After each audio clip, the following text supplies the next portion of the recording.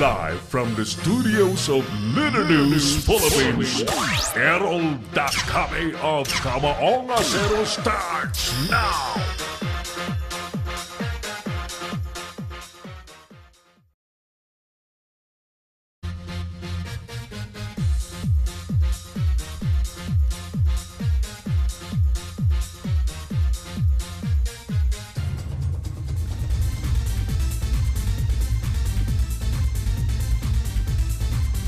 Mga kaibigan, linggo po ngayon pero mas minarapat po nating mag-special broadcast. Sangi nga po nga ng patuloy na epekto ng bagyong si Karding sa ating bansa. So, mga ginigiliw natin mga taga-subaybay, welcome po sa ating emergency broadcast ng Leader News Philippines at ng programang Kamaong Acero, para mapaglingkuran po natin ang ating mga kababayang apektado po ng patuloy na pagbuhos ng ulan at mga peligrong hatid po nito, tulad po ng mga landslides, mga patuloy na pagbaha, pagtaas po ng tubig, especially sa mga malalapit sa waterways, at iba't iba pang negative effect ng patuloy pong pagbayo ng mga ulan sa iba't ibang lugar, especially sa buong Luzon. Sanhi po naman ng bagyong si Karding. Ako pa rin po ang inyong kakampi, si Errol Dakame. Kasama po natin sa engineering si Engineer Oliver Licop at ang ating mga Leader News Patrol na lalo pong may dapat bantayan, lalo pong may trabaho kapag ganitong may kalamidad. Sige, kumusta po kayo? Ano po ang naging epekto? Yan po ang ating pag-usapan. Ano po ang naging epekto ng bagyong si Karding sa inyo pong mga lugar? Feel free to comment sa ating mga viewers. Mag-comment po kayo sa ating live FB page para nalalaman natin at naipababatid po natin sa mga kinaukulan ang nasaan ako? Ayan. Yung camera ko, tol. Dito ako sa isang camera. Ayan. Dito muna ako. Oh, hindi gumagana ito. Oh, yan. Ayan. So, dito muna ako sa kamerang ito. Thank you.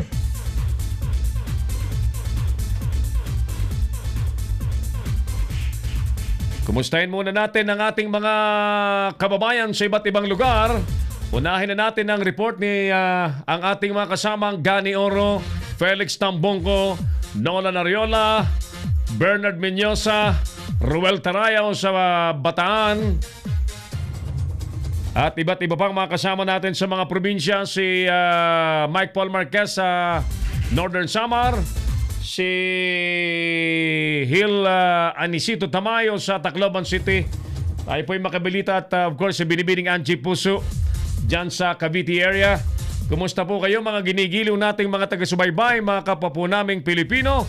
Ano po ang inyong lagay sa mga oras pong ito? We would like to know kung ano po ang naging epekto po sa inyo ng bagyong si Karding. So, i-post po ninyo ang inyo po mga actual situation sa inyo po mga lugar. Nasaan man po kayo? Ano bang nangyari po sa inyo? Para po na ipababatid po natin sa mga kinaukulan na kung sakaling kailangan niyo po ng ayuda ay maayudahan po kayo, no? At yung mga opisinang dapat umaksyon ay umaksyon po kaagad. Nanonood na po sa atin at kasama na natin si Sir Jerry Chua Tan II. Hi, Sir Jerry Chua. Saan ba ang lugar mo, Sir Jerry Chua? Tell us kung ano ang sitwasyon nyo dyan sa inyong pong lugar. Mang Jose Teddy Del Rosario, Sir, kumusta po ang inyong lugar? Guadalupe Aipa Asierto, nasa Cagayan yata si Aipa. Si Guada. Hi Guada, kumusta dyan sa inyong lugar? At kayo po mga maagang nakasilip sa ating palatuntunan sa emergency broadcast po ng Leader News Philippines. Tell us kung ano po ang inyong mga sitwasyon na may kaugnayan pa rin po sa patuloy na pagbayo ng ulan na kausa po at hatid ng bagyong si Karding. By the way, ang bagyong si Karding po ay nasa labas na ng Philippine Area of Responsibility, pero nag-iiwan po ito ng pagkalakas-lakas na ulan, ng walang tigil sa buong Luzon at sa parteng Visayas. Ano po? Bueno, ang nagpapatuloy pong ulan ay halos hawig na raw po sa Ondoy. Sa ngayon, ang San Roque Dam nagbukas na po ng 2 pang gates para pakawalan po ang naimbak ng tubig sa dam. Mga pasahero naman po ay stranded sa mga pantalan dahil po sa sama ng panahon. At ilang bahagi po ng Kamaynilaan, lubog pa rin po sa tubig baha. Update na po tayo sa ating mga Leader News Patrol. Maayong buntag, sir. Ano pong AM radio station kayo? Mapakinggan, oo. Sa online na tayo, sa online na channel tayo, Sir Jerry Chuatan, napapanood sa buong mundo sapagkat yung AM radio station ay limited ang area. Limited, so mas gusto po nating mas malawak, worldwide, kaya tayo po ay nag-migrate na sa online broadcast channel, Leader News Philippines, na matatagpuan po sa mga social media platform, sa Facebook, sa YouTube, and Verizon, sa Twitter at saka sa Instagram. Alright, so kung ready na ang ating mga kasama, pasadahan na po natin ang iba't ibang mga lugar. Ano po ang naging epekto ng Bagyong Karding sa inyo pong mga lugar? Ulitin natin, ang ating page ay bukas po para masabi ninyo, may post po ninyo, may pakita po natin ang epekto ng Bagyong si Karding, ng mga pagbaha ng pagulan, so that yung mga dapat pong umaksyong mga opisina, mga ahensya po ng gobyerno, appropriately and accordingly ay makakilos po sila at nalalaman po nila kung saan po dapat ang priority. Ayan, si Sir Jerry Chuatan II po ay vlogger din. Sir Jerry Chua, welcome ka sa Leader News Philippines. If you want to join us, do join us. And what we are doing right now sa Leader News Philippines ay professional television broadcasting sa online channel. Magandang hapon po, Kuyang Errol, sabi ni Koy Hipolito Laura. Koy, kumusta dyan sa lugar mo? Baka may time ka, pwede ka mag-report sa Leader News Philippines nang may pabatid natin sa mga kinaukulan ang lagay ng inyo pong mga lugar at mabigyan natin sila ng ideya. Baka kailangan ng mga ayuda dyan sa mga lugar-lugar na apektado po ng Bagyong si Karding. Alright, sige. Baka ready na, partner Oli, ang mga reporter natin. Unahin natin si Nolan Oriola sa may Taguig, sa may Pasig area. Alamin natin kung ano ang totoong sitwasyon dyan. Si Errol Dacame, ang Kamaong Asero. Live mula po sa may Taguig area, Taguig City, sa Kalakhang, Maynila. Partner Nolan, kumusta kayo dyan sa lugar mo, Nolan? Magandang hapon kasamang Errol. Sa mga sandaling ito, dito sa aking kinaroonan sa boundary ng Barangay Baytipas, Tagiga at Barangay Kalawaan, Pasig. Kanina lang muling bumuhos ang malakas na ulan na may kasabang hangin at ang naranasan. Walang naranasan pagbaha, kabaan ng Elistorol mula sa kanto ng C5 sa bahagi ng Makati at Barangay Buting sa Pasig hanggang sa dulo ng Elistorol, kanto ng Natividad Street, Ibati pa sa Taguig. Itong lugar na ito ay patungo naman ng C6 at Tagiga City Hall sa bandang kanan. Maayos ang daluyan ng baha sa mga drainage systems dito sa aming lugar, kaya walang naranasang pagbaha. Sa ngayon, ang naranasan ay mahinang ambon, konting ambon at madilim na kalangitan dito sa aking kinaroroonan. Kumusta mga kababayan natin dyan, partner Nolan? Normal ang buhay? Nakakalabas? Nakakapunta sa mga dapat puntahan nila? Normal naman, sir, ang buhay dito sa aming lugar at ang iba pagka gumagamit sila ng mga kapote or payong para protection sa pagbuhos ng ulan. Madaling sabi, okay kayo dyan sa may Taguig Pasig area, Nolan? Okay na okay, katamang Aaron. Alright, balikan ka namin pag may pagkakataon pa, Nolan, mamaya. Sige, Lan, maraming salamat. Go ahead. Mula rito sa Taguig City, Para sa Leader News, ako si Nolan Ariola. Si Errol Dacame, ang Kamaong Asero. Thank you so much sa kasamang Nolan Ariola live sa Taguig City. Ang oras po natin alas 1:12 po ng hapon. Ngayong araw po ng linggo, no? At bakit ba ang Pilipinas ay sunod-sunod ang kalamidad? Hindi na tayo pinahihinga sa iba't ibang kalamidad. Sana palipasin naman sa Pilipinas ang sari-saring problema, no? Hindi pa nakababawi sa mga unang bagyo. Ito na naman po tayo. Binabayo na naman po tayo ng papalabas na nga po yung papalabas na po ang actually nasa labas na si Carding, no? At sinasabi lamang po ng Pag-asa na ang iniwan po ni Carding ay ang nagpapatuloy na northeast monsoon ba yun? Let me see ang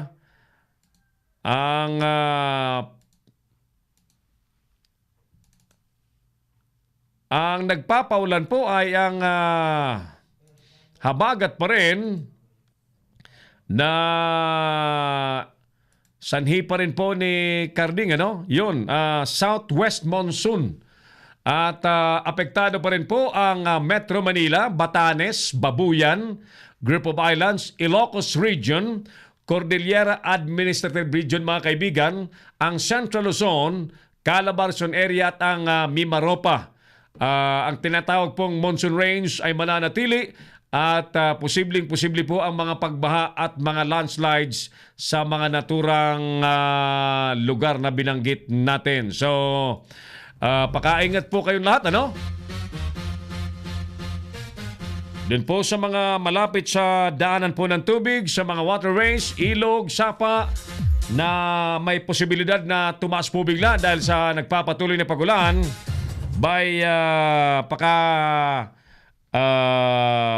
watchful po kayo. At kung maaari ay umalis na muna para matiyak po natin ang inyo po mga kaligtasan. At lalo na po doon sa mga may paanan ng bundok, may mga dalisdis, taludtod po ng gulod na maaari pong mag-landslide, ay alam nyo naman po ang inyong kaligtasan ang pinakamahalaga. So di bali na pong lumipat muna kayo to ensure your safety, especially the whole family. Sir Errol, sana pag bumagyo ulit, tangayin na ng bagyo yung mga korap sa gobyerno. Tama ka Teddy. Tangayin na ng bagyo ang mga korap. Malunod na sa ang mga kurakot sa gobyerno.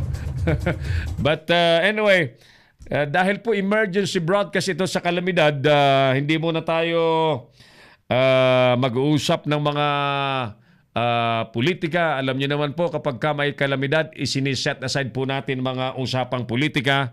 Pero alam niyo po ang usapin sa korupsyon, usapin po sa public service, pagtulong po at pag-aksyon sa pangangailangan ng taong bayan, iyan po ay dapat sa lahat ng oras natitiyak na naibibigay ng mga dapat mag-deliver niyan sa publiko.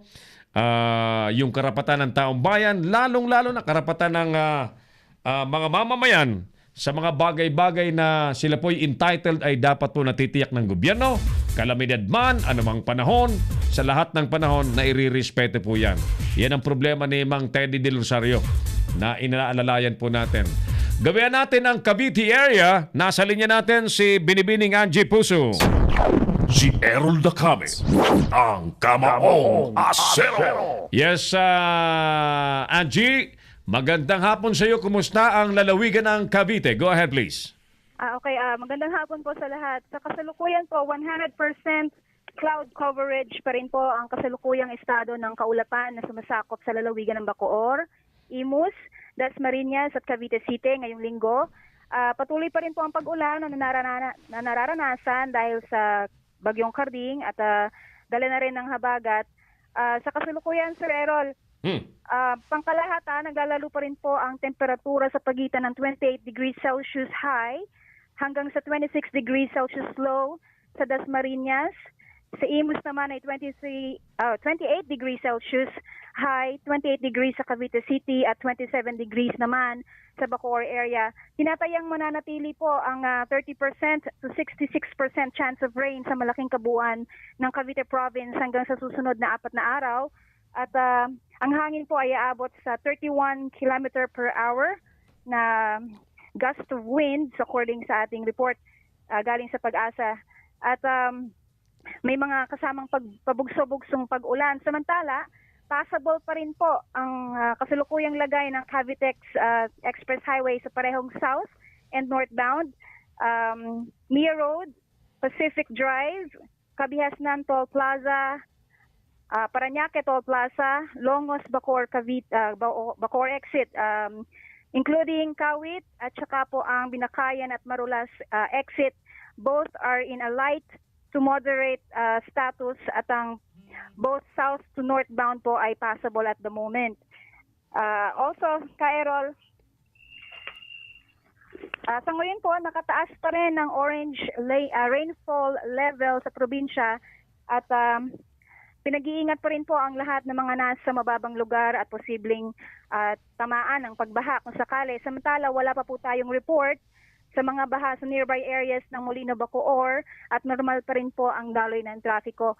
Nagtanong-tanong din ako, Sir Errol, sa mga tao sa paligid and apparently, ready naman po ang barangay, including yung ating mga rescue team dito sa may Molino, Bacoor at anytime po na merong mga reports, ay handa po silang tumakbo sa mga lugar na nangangailangan ng tulong. Madaling sabi, Angie, normal ang kilos ng ating mga kababayan sa lugar mo dyan sa Cavite sapagkat nag-subside na yung epekto ng pagulan at yung mga daanan dyan, mga passage area, mga kalsada ay nakakadaan lahat ng mga bihikulo.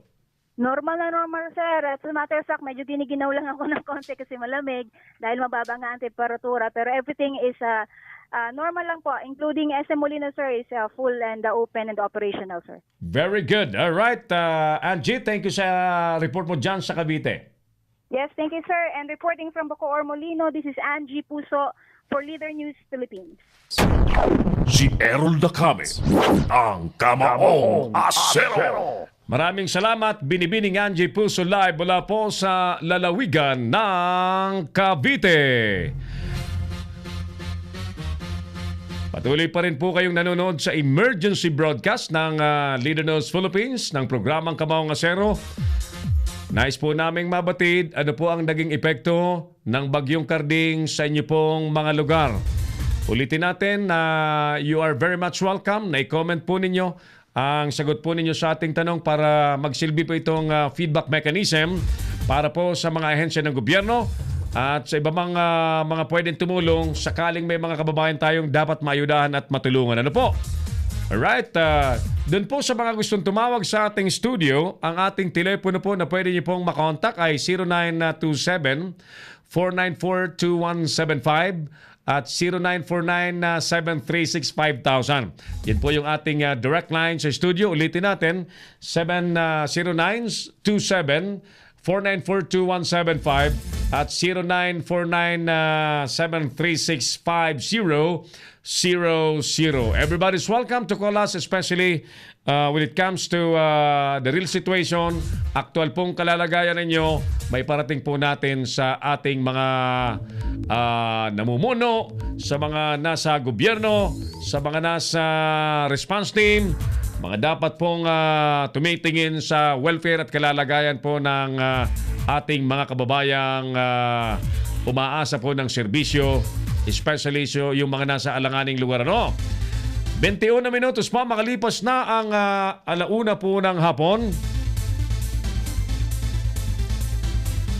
Ulitin natin na kayo po'y welcome na mag-comment kayo ng inyo pong actual situation dyan sa inyo pong mga lugar-lugar, mga ginigiliw natin taga-subaybay. Partner Bong David sa Netherlands. Kumusta ka na dyan, Partner Bong? Kami rito, nilalamig, giniginaw, patuloy na malakas ang pagulan. And I'm sure ganun din sa iba't iba pang mga lugar sa Luzon dahil yan nga po ay epekto pa rin ng bagyong si Karding. Ulitin ko, bagamat si Karding ay nasa labas na po ng Pilipinas. Ano? Richelle Ann Aldiguer Domingo, thank you for watching our show, madam. At si Mader Cathy Bragais. Mader, kumusta kayo dyan?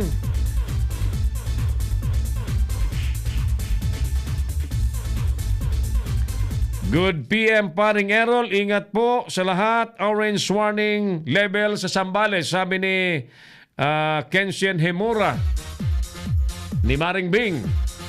Orange alert ang level ng warning sa Zambales. Sabi ni Maring Bing.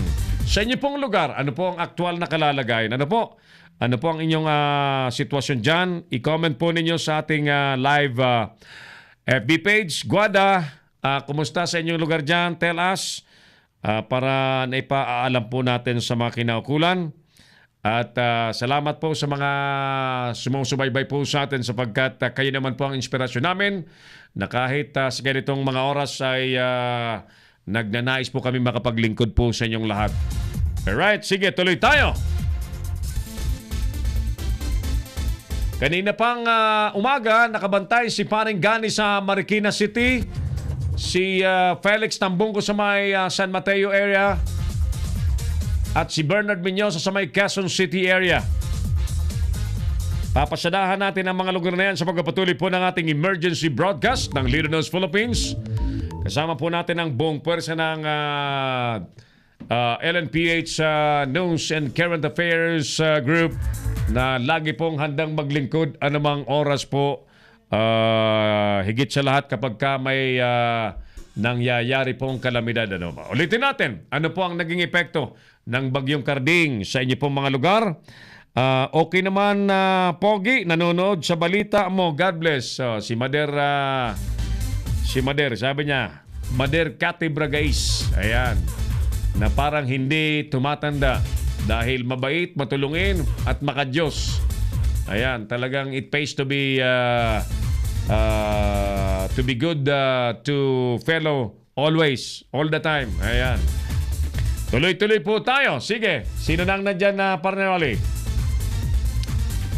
Doon po sa ating mga tagapagulat, standby lamang kayo at priority siyempre ang mga report ng ating mga kasama sapagkat nais nga po nating may pakita sa lahat, especially sa gobyerno, ang actual situation, and I'm sure ang MRDCC, yung National Risk Reduction and Management Council, ang Civil Defense, tiyak natin na sila po ay busy-busy ngayon at sana kung may pagkakataon makausap natin yung mga yan para ma-update po tayo. Lalo't patungkol po sa mga binahan lugar. Ang madalas nagkakaroon ng pangunang problema po sa baha ay ang Marikina City sapagkat malapit po sila sa Marikina River at siyempre yung mga dam na malapit po dyan. Marami pong inikutan na si paring Gani. May mga video na siyang ready. Ipapakita natin yan mamaya ng konti. In the meantime, unahin muna natin si partner Felix Tambungko. Si Errol Dacame, ang Kamaong Asero. Alamin na natin ang sitwasyon sa lugar ni paring Felix Tambungko. Lex, magandang hapon sa iyo. Kumusta kayo dyan sa lugar mo? Magandang hapon kasamang Errol. Dito sa lalawigan ng Rizal, patuloy kami nakakaranas ng manaka-naka hanggang sa pabugso-bugsong pagulan. Ito'y halos nag-umpisa pa kahapon hanggang sa kasalukuyan. Medyo ganun yung sitwasyon. Pero sa pinakahuling tala kasamang Errol ng Rizal Provincial Police Office, umaabot sa may as of 10 a.m. ito 20 barangay ang apektado ng pagbaha dito sa lalawigan ng Rizal. 10 sa bahagi ng San Mateo. Ito yung barangay Banaba na sa Banaba ay meron ding 8 lugar na flooded. Habang sa barangay Gitnang Bayan, 1 hanggang 5 lugar din yung flooded. At sa barangay Santa Ana, 5 rin ang lugar na medyo nakakaranas ng pagbaha. Sa barangay Ampid na umaabot din hanggang 7 yung flooded areas. Sa barangay Mali, 3 yung flooded areas. Kasi ang mga lugar dito, may mga lugar-lugar na medyo mababa. Sa barangay Dulong Bayan din, ng San Mateo pa rin, ay 2 lugar naman yung nakakaranas sa pagbaha ngayon. Sa barangay Gitnang Bayan, 4 na flooded areas. Sa barangay Malanday, 3. Sa barangay Ginayang, 3 rin yung flooded area. At ang barangay Ampid naman ay 2 yung flooded area. Samantala kasamang Errol sa bahagi ng Rodriguez Rizal, 5 yung barangay na nakakaranas ngayon ng pagbaha. Itong barangay Burgos, barangay De La Costa, barangay Manggahan at ang barangay San Jose. Ganun din ang barangay Balete at barangay San Isidro. Samantala sa Cainta Rizal naman, isa lamang yung apektado itong Imelda Avenue, Barangay San Isidro. Habang sa Antipolo, 4 ang apektadong barangay. Ito sa bahagi ng Vermont Park, Barangay Mayamot. Green Heights Subdivision sa Barangay Mayamot. Sixville Subdivision sa Barangay Mayamot pa rin. At Baybay Sapa ng Barangay Kupang. At dito naman sa Sitio Mayapa at Sitio Sagipin, Barangay Dilamas pa rin. Sa road condition, medyo ang epektado lamang itong bahagi ng Vermont Park Creek sa may Marcos Highway, Barangay Mayamot, non-passable ito. Sa San Mateo, Cambal Road naman, gitnang bayan, ito yung Patis Road, Barangay Malanday, Pelbel, Santa Ana, not passable. Habang sa Cainta, sa harapan ng Estrellita Condominium, Imelda Avenue pa rin, Barangay San Isidro, not passable for light vehicles. Sa kasalukuyan, umaabot sa may 158 yung evacuation center sa buong lalawigan ng Rizal at umaabot naman sa may 19,184 yung bilang ng mga evacuees.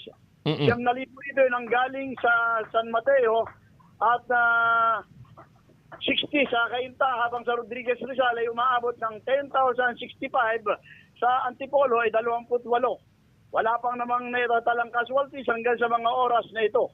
Samantala patuloy pa rin ang sinasagawang monitoring naman ng Rizal Provincial Disaster Risk Reduction Management Office sa tulong pa rin ng Rizal Philippine National Police sa iba pang kaganapan dito sa lalawigan ng Rizal. So far, patuloy pa rin yung mga pagulan at manakanakang pagbugso ng malakas na ulan at hangin.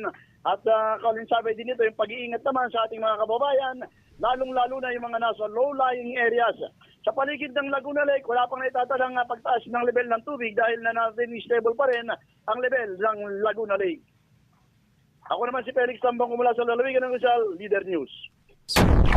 Si Errol Dacame, ang Kamaong Asero. Maraming salamat, kasamang Felix Tambong live mula po sa lalawigan ng Rizal. Naghatid po sa atin sa oras na 29 minutos na po makalipas ang alauna ng hapon.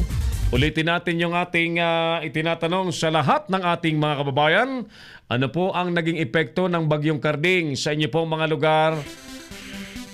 I-comment po ninyo sa ating live FB page para na ipababatid po natin sa ating makinaukulan. Ano ho?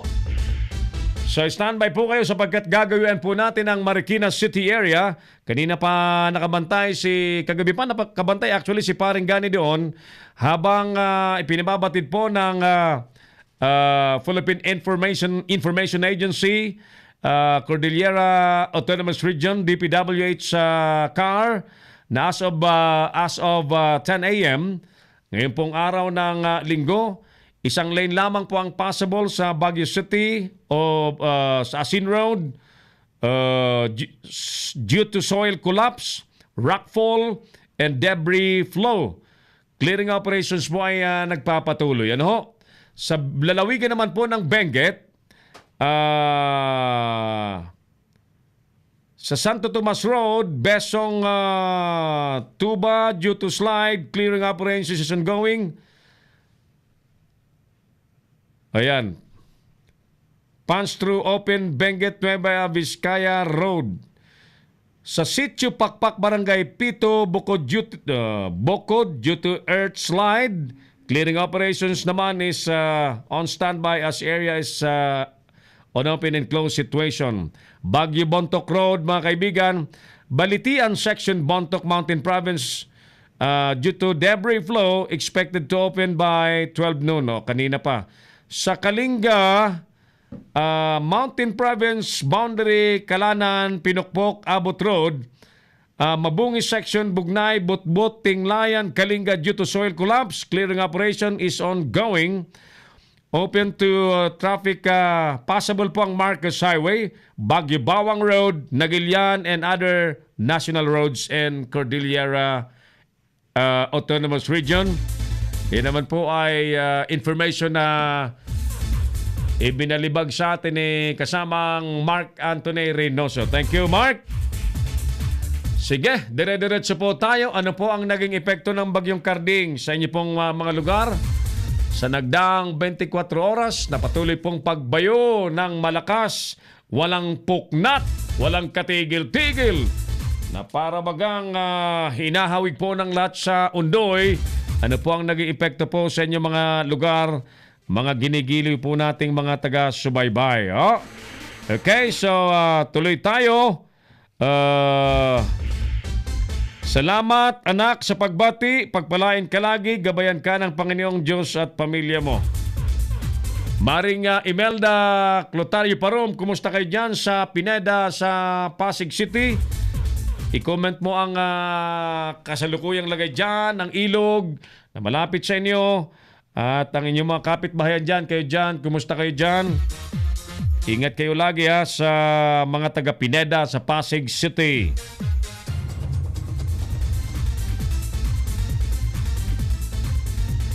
Sige, habang hinihanda po natin ang ating linya papunta sa Marikina City area, si partner Bernard naman ay on standby sa may Quezon City area para mabatid natin ang mga sitwasyon sa naturang mga lugar. Exactly 33 minutes after 1 in the afternoon. Special broadcast po ito ng Leader Knows Philippines. Kumusta kayo dyan? Lorenza Belisario San Andres sa Bataan. Yan. Yung pagbati ko sa birthday ni Amiga ay nabanggit ko pa Batangas eh. Bataan ang iniisip ko, Bataan. Mga taga-Bataan dyan, yung kanyang pamilya, kanyang asawa, mga anak nariyan po sa Bataan. Limay ba yun, Amiga? Nasa Limay kayo? Sige, kumusta na lamang po sa mga taga-Bataan area? Makikibalita tayo muna kay partner Ruel mamaya dyan. Meantime, unahin natin, may nangyari yatang bakbakan na naman sa may Northern Samar. Alamin natin ang report ni Mike Paul Marquez. Si Errol Dacame, ang Kamaong Asero. Yes, sa oras pong 1:34 in the afternoon, gawin na tayo sa may Northern Samar. Nasa linya din natin si kasamang Mike Paul Marquez. Mike, magandang hapon. Kumusta kayo dyan? Errol, pinaputukan ng mga New People's Army ang detachment ng mga sundalo sa Barangay Poponton, Las Navas, Northern Samar bandang alas 9 kagabi. Ayon sa pahayag ni Lieutenant Colonel Nole Lapizar, commander ng 20th Infantry Willid Battalion, ito ay kaugnay sa patuloy na recruitment ng mga sundalo para madagdagan pa ang puwersa ng mga KAFGU sa nasabing lugar. Ayon pa sa kanya, tinatakot ng mga NPA ang mga papasok pa lamang para maging KAFGU para hindi na magpatuloy ang training. Anya, yan ngayon ang kinakaharap ding problema sapagkat ang taong bayan mismo ang isa sana sa magpoprotekta ng kanilang lugar pero hinaharas ng mga rebelde. Ngayong araw din sana magpapamedical ang mga na-recruit na KAFGU pero tumanggi na rin ang iba dahil sa pananakot ng mga nasabing rebelde. Matatandaang noong Biyernes din ng hating gabi ay sinalakay ang Lapinig Municipal Police Station kung saan 2 pulis ang sugatan at natangay naman ng mga rebelde ang iba't ibang gamit sa loob ng departamento. Nanawagan naman si Lieutenant Colonel Noli Lapizar na makipagtulungan ang taong bayan para masugpo ang insurhensiya sa nasabing lugar. Balik sa iyo, Errol. Mike, ang panahon dyan sa inyo, sa Northern Samar, kumusta? Medyo mahangin dito, Errol, no? Pero hindi naman umuulan.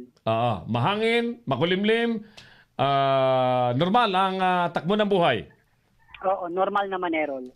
Kaya lang ang inaalala natin dyan, parang ayaw tumigil ang mga isyu sa enkwentro ng militar at mga NPA na tila baga nalalagay sa alanganin ang peace and order dyan sa inyong lugar, Mike Paul. Oo nga, Errol, no. Napapansin din natin na nag-ooperate yung mga NPA mga hating gabi palagi. Okay, so ingat kayo dyan lagi, Mike Paul, especially sa mga kasama natin sa pamamahayag na minsan ay natcha-challenge ang kaligtasan dahil nga po sa bakbakan ng militar, ng pulis at ng mga rebelde. Yes, Errol. All right. At live mula dito sa bayan ng Las Navas, Northern Samar, ako po si Mike Paul Macarayo Marquez, reporting live, Leader News, Philippines.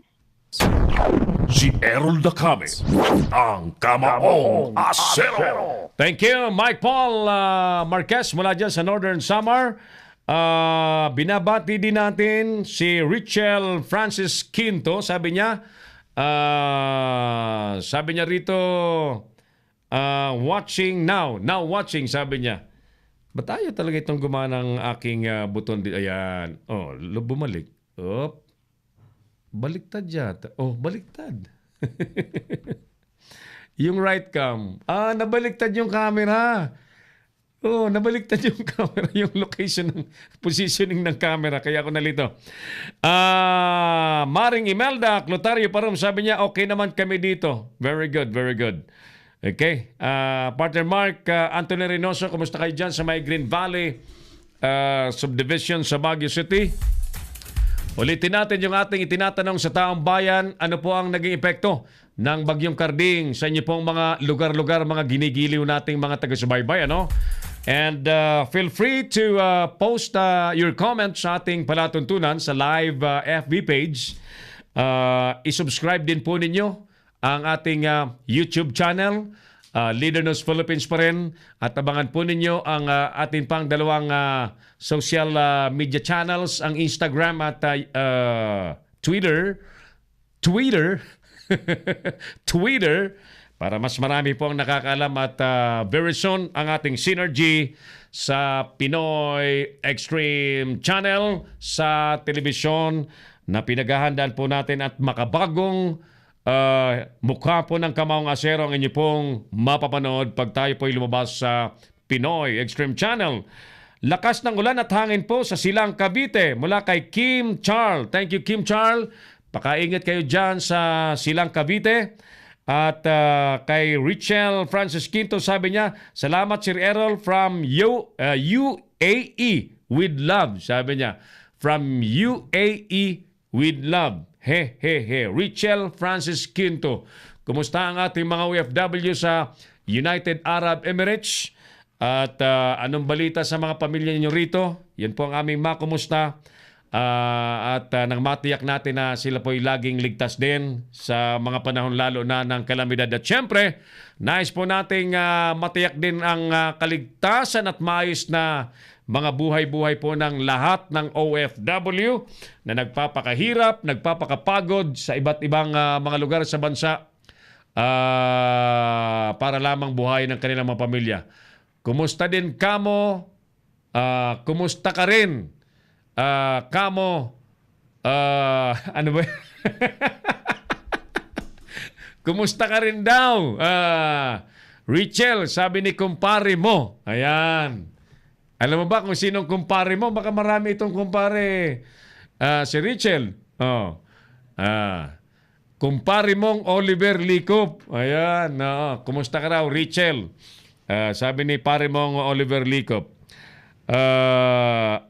Anak, kumusta kaya? Sa Tumana, may pamangkin ako dyan. Teka, tayo po ay gagawin sa may Marikina area. Naroon si paring Gani Oro, no? Habang si Ann Ballesteros ay nanonood at sumali din po sa atin, nanonood sa ating palatuntunan. Michael Caico sa may Marilao. Sir Errol, dito po sa Marilao, bahang-baha, lalo na po sa tapat ng SM Marilao at Constantino Subdivision at sa mga katabing village. Ingat kayo dyan, Michael Caico. Yung mga kuryente dyan, baka may naputol dyan na kawad ng kuryente. Pakaingatan, baka may makuryente dyan, may maaksidente pa. At yung mga lulunay po sa baha, pakaingat po kayo sapagkat ang mga posibleng sakit na makuha po sa tubig baha ay marami. Diarrhea, kung ano-ano pang mga sakit na may kaugnayan po sa maraming tubig. And worse, yung tinatawag po nating leptospirosis na galing po sa ihi at dumi po ng daga. Alright.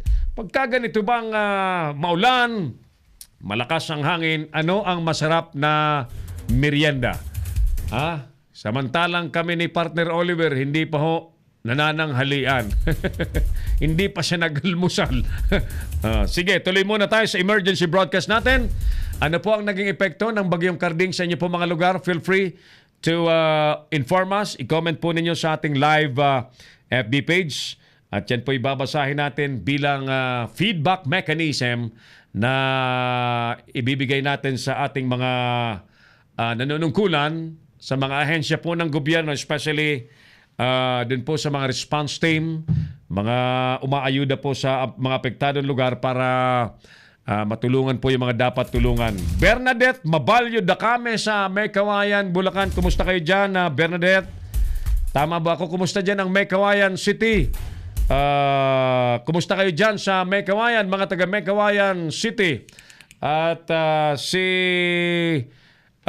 Kabayang Jigs Dungka kahapon pa nagpo-post, bahang-baha daw po sa may Saluйsoy, Mekawayan, Bulacan. Sa inyo pong lugar, kumusta kayo doon? Ang programa pong ito ay nakadesenyo para kumustahin po kayo. I-post po ninyo ang inyo pong mga video, ang mga pictures, para makita po ng makinaukulan at marespondihan po kayo kung kailangan pong marespondihan. Ayan, so Si Errol Dacame, ang Kamaong Asero. 43 minutes na po makalipas ang 1 o'clock ng hapon. Mamaya ng konti, si Paring Hill naman sa Tacloban, kukumustahin natin. Alam nyo, based on Pag-asa, ay apektado din po ang Visayas area ng buntot pa rin ni Carding. Ano? Si Carding talaga, pinahirapan ang buhay po ng mga Pilipino, especially sa Kalakhang, Luzon. Hindi man siya tumama sa lupa ng Pilipinas, pero tingnan nyo naman, pagbaha ang iniwan sa ating mga kababayan. Okay lang pare, bagamat binabagyo mga kababayan at dito naman ay kasagsagan ng init. Ingat lang tayo dyan. Sabi ni Rachel, sobrang init talaga. Yun ang, alam mo, ang mundo talaga, iba-ibang lugar, extremes. Sa Middle East, alam natin yan, Middle East, disyerto. Talagang pipiliin po ng mga nandyan na manatili sa loob ng mga gusali ng mga tahanan na air condition. Ang init ng araw dyan ay makakadugo talaga ng ilong.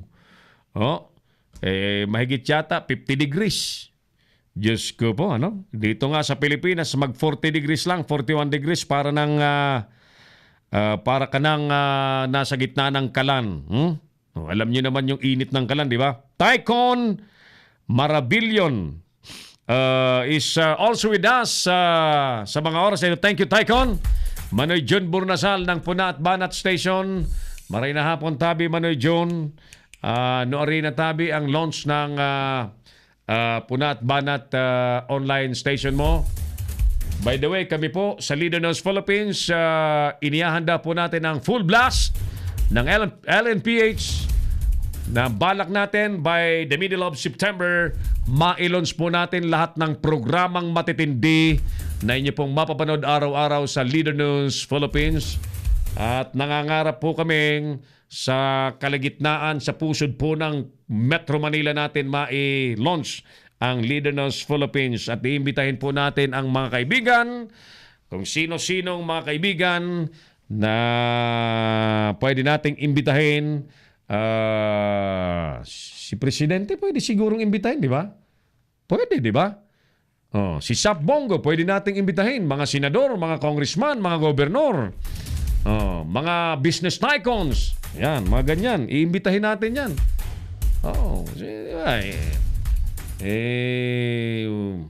Ito naman ay para sa paglilingkod sa sambayanang Pilipino. Leader ng Philippines. Tayo po ay nanumpa ng Leader ng Philippines ay mananatiling isang credible na nagtataguyod po ng katotohanan, ng katwiran at ng serbisyo publiko, habang tayo po ay mananatiling independent media platform na wala pong kakatigan kundi ang katotohanan, katwiran at ang panig po ng batas at siyempre yung katwiran po ng Diyos. Importante po yun.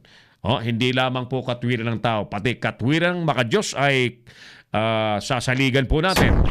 Si Errol Dacame, ang Kamaong Asero. Kabayang Gaspar Latam mula sa Parañaque City at Paranaque Press Club Quad Media Incorporated. Magandang hapon sa inyo dyan mga kapatid.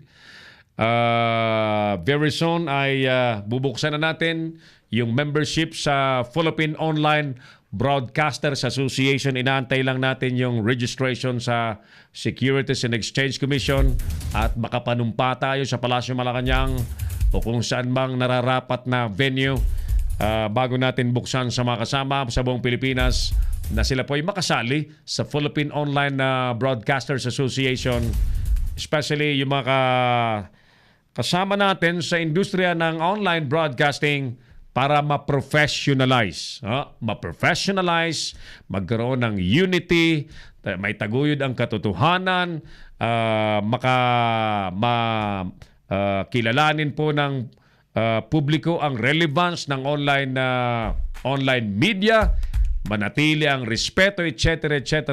In short, overall, pananaigin po natin yung tinatawag po nating journalism, online journalism code of ethics. Ayan, para totoong makapaglingkod po tayo ng walang kinakatigan, walang pinagtatakpan, mga ganun eh. Pero kakaiba po ito sapagkat tayo po ay nasa online media platform na napapanood po sa buong mundo. Happy birthday po kay Bunso Maricar Caico. Tuloy natulog ang debut. Tuloy na tuloy ang debut kahit Bunso Maricar. The debutant. Debut pala ni ngayon ni Maricar Bunso. The debutant, happy birthday. 18 years old na si Maricar. Saan ba ang selebrasyon na Michael ng kapatid mo? Maraming salamat po, Idol, sabi ni Gaspar Latam dyan sa Paranaque City. Kumusta ang Paranaque City? Kumusta si Mayor Edwin Olivares? Kumusta ang mga lugar-lugar dyan na malimit ding binabaha? Dahil marami rin pong mababang lugar sa Paranaque City. Feel free na mag-comment po yung mga taga Paranaque City para nababatid po natin ang inyo pong mga lugar-lugar. Alright? Binabati din natin si Miss Ellen Puso and si Villa Puso Bagasmas na nanonood po dyan sa Cainta, Rizal. Wow! Ulitin natin, Ma'am Ellen Puso, si Villa Puso Bagasmas dyan po sa Cainta, Rizal. Hi! And keep safe always. At sa inyo pong buong pamilya. 1:49 in the afternoon. Errol na kami pa rin po ito sa Leader News Philippines. Ang programang Kamaong Asero. Kaedong Dural, watching you. Sabi niya, Attorney Ed, kumusta ka na? Namimiss ka namin, Attorney Ed. Magkape tayo pagka may time ka. Busy-busy ang mamang ito, no? Si Kaed ay may programa po yan. Maraming programa po yan sa Radio Inquirer. Sikat na sikat ang taong ito. Matulungin. Laging handang umalalay sa mga nangangailangan din. At eksperto po ito sa negosyo. Kaya't maraming nagpapapayo pagtungkol sa negosyo kay Kaed Dural, ano? Kaibigan natin yan. At siya po ang best friend, partner sa buhay, asawa ni amigang Liza. Ayan, Soriano. Kasama naman kami ni Ate Liza sa DCME. Ayan, 15-30 several years ago. Yung aming mga kasamahan nakaka-spread na sa iba't ibang media outlets. No? Si Liza nasa Radio Inquirer, si Gina Mape nasa DWWW, si Susette Ledesma nasa nasa Radyo Pilipino sa Amerika, si Eileen nasa media platform ng Iglesia ni Cristo sa Amerika din, si Edwin Eusebio kasama din natin sa DCME nasa DWIZ na. Who else? Sino pa yung mga kasama natin? Yan. Si Errol na kami, nakapagtayo na ng Leader News Philippines. Ayan. Kumusta tayong lahat dyan? Ayan. June, Manoy June. Oo nga, pakigreet. Birthday ng anak ko, si Benedict. Oy! Benedict, kahapon yata yung birthday ni Chubby Boy. Cute na cute, Benedict. Belated happy birthday sa iyo, Iho, Benedict. Napakaswerte ng batang ito. Talagang alagang-alaga na mag-asawang Lisa and Ed.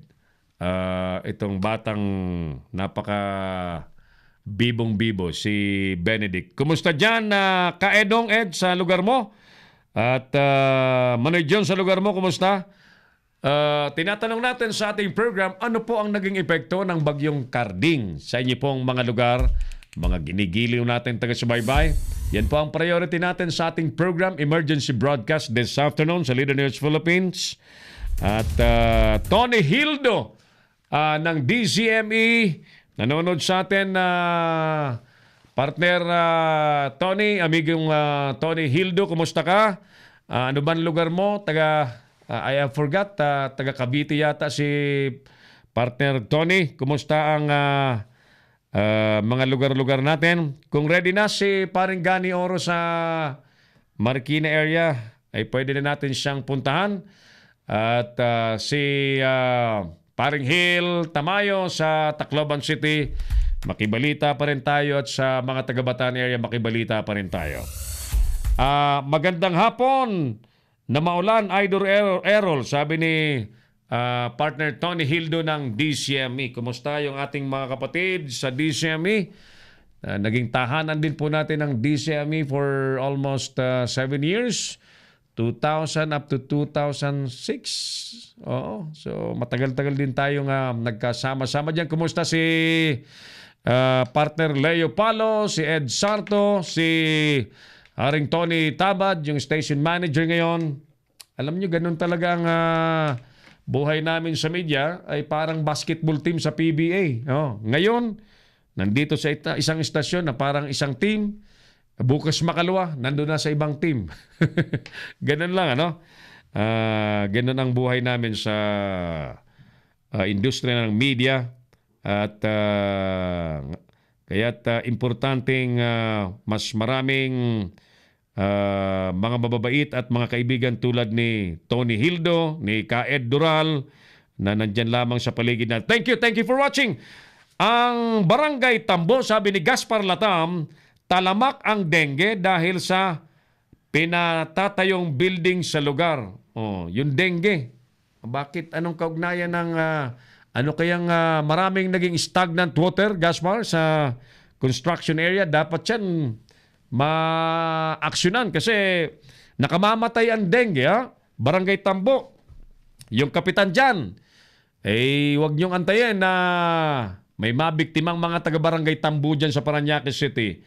Yung construction manager naman, kung sino man yan, by see to it na maayos, malinis ang construction site sapagkat ang kalinisan po sa lugar, ang sunod dyan ay safety.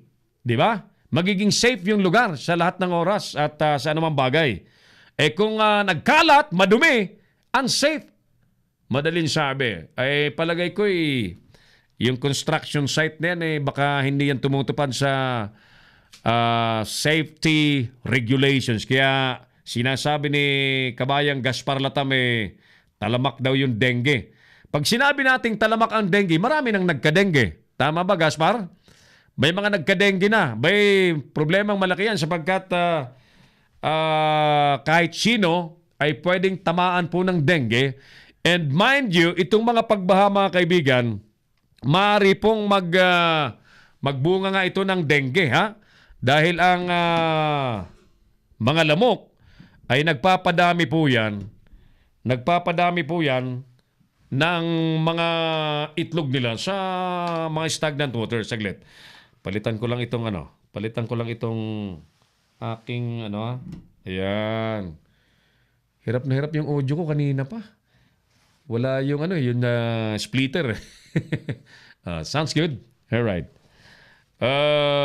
Yung dengue, as I was saying, ang dengue, mosquito dengue carrier Namumunini po yan. Nagpaparami po yan ng lahi sa mga stagnant water, madiduming tubig, mga tubig na hindi gumagalaw. Kaya't lahat po dapat na mga mamamayan ay tinitiyak na wala pong mga stagnant water sa paligid para wala pong paglunggaan ang mga lamok na may bit-bit na nakamamatay pong virus, dengue virus na controversial po sa Pilipinas ang panlaban po sa dengue. Remember the Dengvaxia, di ba? Until now, hindi pa tapos yan, no? Nagngangat-ngatan pa sa issue ng Dengvaxia. Kesyo dahilan ng pagkamatay ng ilan ng mga kabataan, tinatanggi naman ng mga nagpatupad yan. So, naglalaban pa sila. But in the meantime, problema pa rin po ang dengue sa ating bansa. Meron na bang tiyak, garantisadong gamot, vaccine para po ang mga Pilipino'y hindi na po talaban ng dengue? Tanong po natin yan sa Department of Health. Dr. Duque. Yan. Sino nga ang doktor ngayon? Si Duque, di ba? Secretary Duque. Di ba? Siya yung DOH Secretary natin ngayon. Tuloy tayo sa ating palatuntunan. Mga balahura po, opo, at may namatay na dahil sa dengue. Sobrang baho ng tubig galing sa kanilang building. Anong building yan, Gaspar? Tukuyin mo nga. Ang inyo pong napapanood ay video na galing sa Marikina City. Mga video yan na fed by Paringgani Oro. Nakikita po ninyo ang isang maliit na payloader na naglilinis po ng mga putik sa kalsada. At yan po ang sitwasyon sa ilang bahagi po dyan ng Marikina City. Ayan yung main road ng Marikina. Napapanood po ninyo. Ayan, yung mga kasama natin sa mainstream media nandun din. Habang si Dudes Pangilinan, dagdag mo pa leptos. So yan na nga, leptospirosis. Kaya kapuri-puri ang mga barangay na naglilinis. Tama ka, Dudes Pangilinan. Maswerte. Di lang natin dapat iasa yan sa mga taga-barangay. Dapat lahat ng mga mamamayan sabay-sabay naglilinis. At dapat maalam tayo kung paano nga labanan yung ganyan sakit. Ano? At ulit-ulitin natin, posibleng magkaroon ng maraming insidente po ng dengue. Ngayong marami pong mga lugar ang binaha sapagkat hindi naman mabilis lahat ng lugar po ay matutuyo ang tubig baha. Pero kailangan pong gumawa ang lahat ng paraan para yung mga maduduming tubig baha ay talagang maalis natin sa ating paligid, especially yung mga lugar na kaya po naman nating gawa ng paraan. Ano? Ang lahat ng bagay may paraan naman kapag kagusto, no? But just think of your safety. Just think of always mind your, of course, health. Di ba? Healthcare. Kasi pag wala tayong pakialam sa paligid po natin, yung paligid natin, yayariin tayo. Kung babastusin po natin ang ating paligid, gaganti ang paligid po sa atin. Kung anong ginagawa natin sa ating kapaligiran, babalik po yan sa atin. So, what I am saying right now, mga kaibigan, sana lahat ay may pakialam. Lalong-lalo na po yung mga nasa pwesto. Huwag kayong tutulog-tulog sapagkat yan ang sinumpang tungkulin ninyo. Tulad yan. Si Paringgani, kanina pa nag-igot sa mga evacuation center. Diyan sa Marikina City, ito po yung kasalukuyang sitwasyon ng ilang evacuation center sa lungsod ng Marikina. Ganyan. Maganda yung partition na ganyan, ano? Kahit papaano may privacy. May privacy yung mga evacuees. Hindi tulad dati na parang pinaghalong kalamay sa isang evacuation area. Dati mga eskwelahan, mga gymnasium, ngayon at least ganyan pa organized, no? Organized. Ang madalas magiging problema lamang po diyan, tubig, CR at yung tubig kasi at CR ay crucial ang pangangailangan sa mga evacuation center sapagkat marami ang gagamit, maraming kailangang supply ng tubig at kailangang manatiling malinis po ang mga palikuran siyempre. Walang signage along Quirino Avenue, Tambo. Sa harap ng Meralco, 15th floor, ongoing construction pa lang. Private yatang building yan, ano? At pinagdududahan ni Kabayang Gaspar, doon naglulungga yung maraming mosquito, mga lamok na may daladalang dengue. Ang kapitan, ang City Health Office, may karapatan na inspeksyonin yan. Especially kung may namatay na sa barangay. May karapatan ang mga nanunungkulan na tingnan yan, suruin at manduhan ang construction na manager. Yung building owner na nagpapatayo dyan ay pwedeng manduhan niya na ayusin ang kanilang ipinapagawang edipisyo para hindi paglunggahan at pamugaran po ng mga lamok. Magandang hapon po, Manoy, Errol, pakibati po. Kasama ko po dito sa Makati po si Bro Nicasio from Dato Mamamahayag. Salamat po, Manoy, Errol. Ayan. Maray na hapon, magandang hapon kay Bro Nacarcio. Tama? Sana tama ito ha. Ito nakasulat. Bro Nacarcio. Ayan.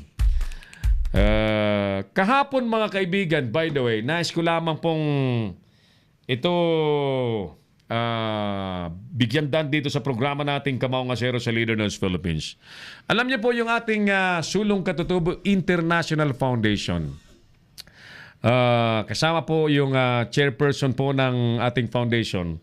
Pumunta po ang grupo sa Kalinga sa Tabuk para makaharap, makasama, mag-ipon-ipon, magkumustahan at parang officially ma-launch yung Kalinga chapter sa Tabuk City. Ay akalain nyo, sa kabila ng kagandahang loob, sa kabila ng magandang layunin, namigay pa ng goodies, mga kapaki-pakinabang na pwedeng idugtong buhay po ng mga IPs, mga indigenous people sapagkat ang prime beneficiary at membership ng Sulong Katutubo International Foundation ay mga IPs, indigenous Filipinos. Oo. Ay akalain mo may namirwisyo.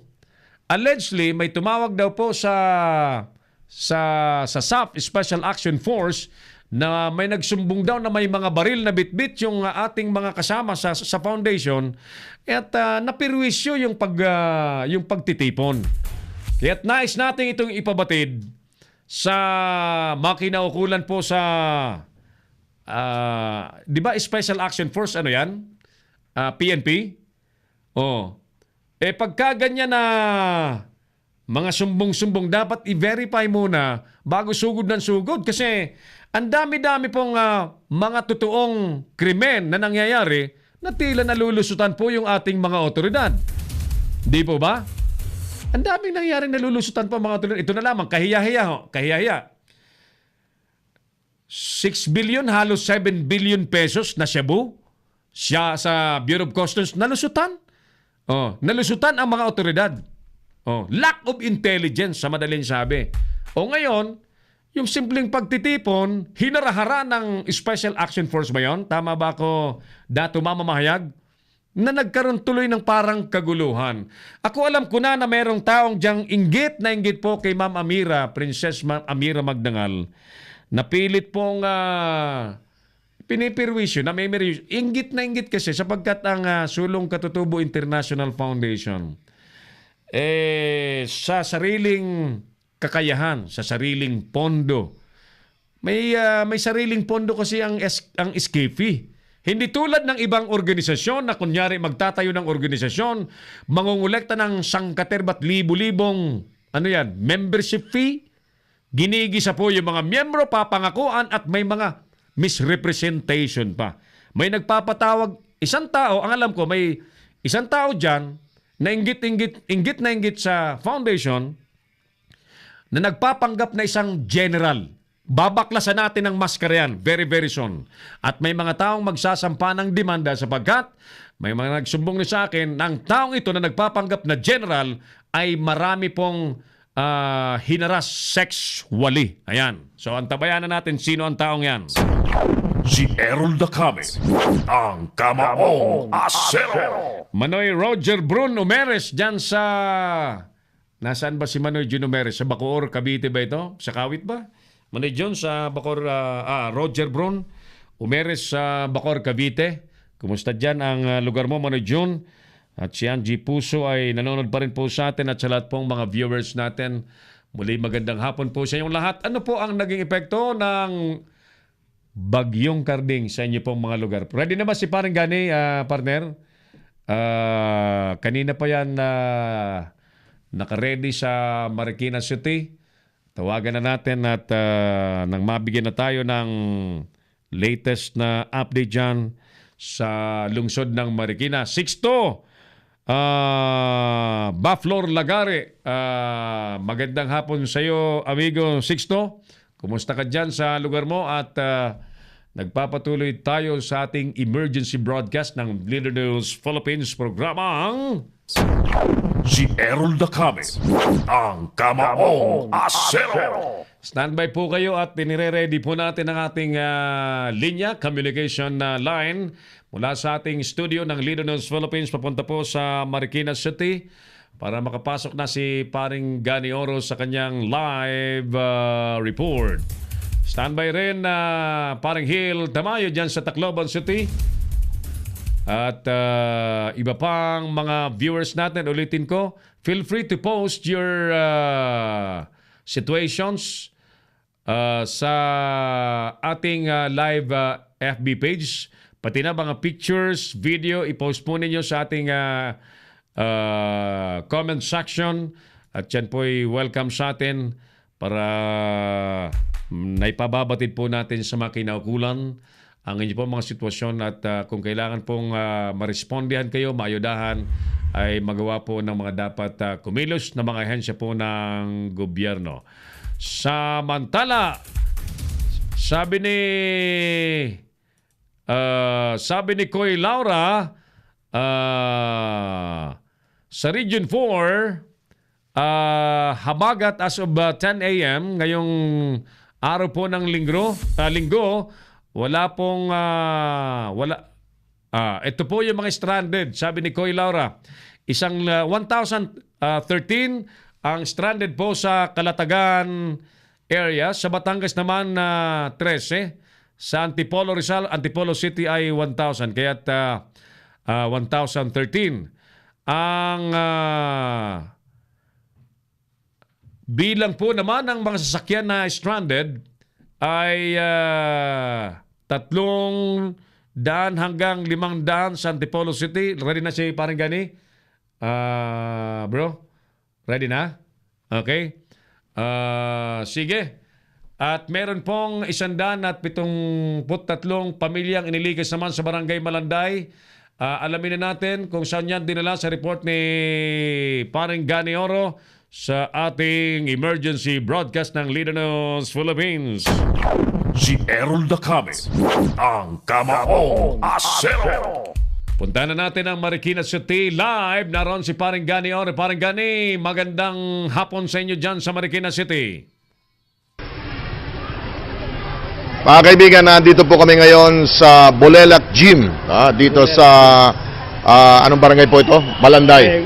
Barangay Malanday, Marikina, na kung saan nandito po inilikas ang may 173 o 173 families na binubuo ng 802 na mga individual na inilikas dito. Katabi natin ngayon si Mr. Miguel Rebanal, Acting City Treasurer ng Marikina City at isa po sa mga in-charge kayo dito. Sir, kailan pa po ninyong pinotap ito? Nung isang araw pa po, nung mag-umpisa yung baha, nung isang araw, nag-set up na po tayo nitong mga tent na to.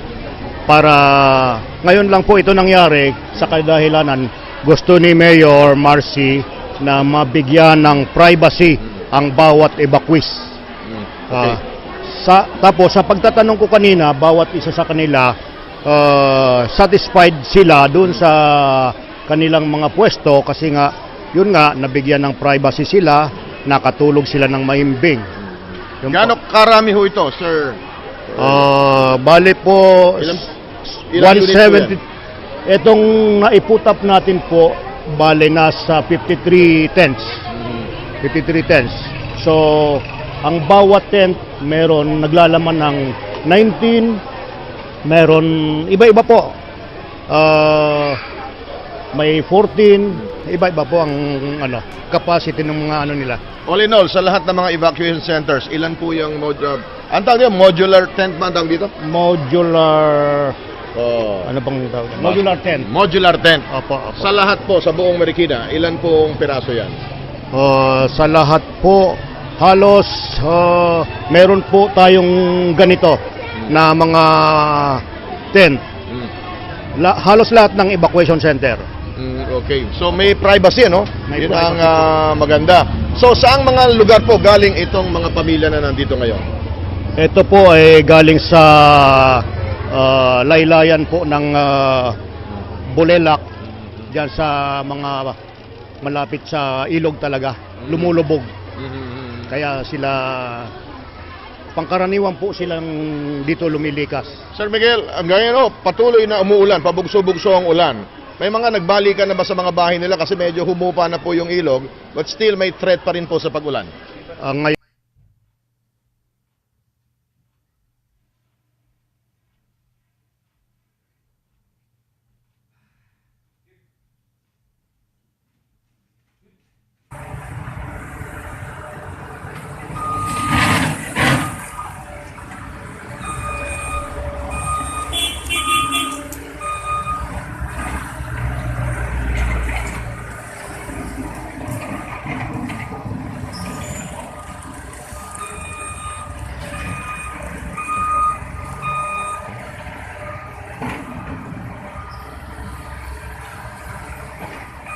Alright.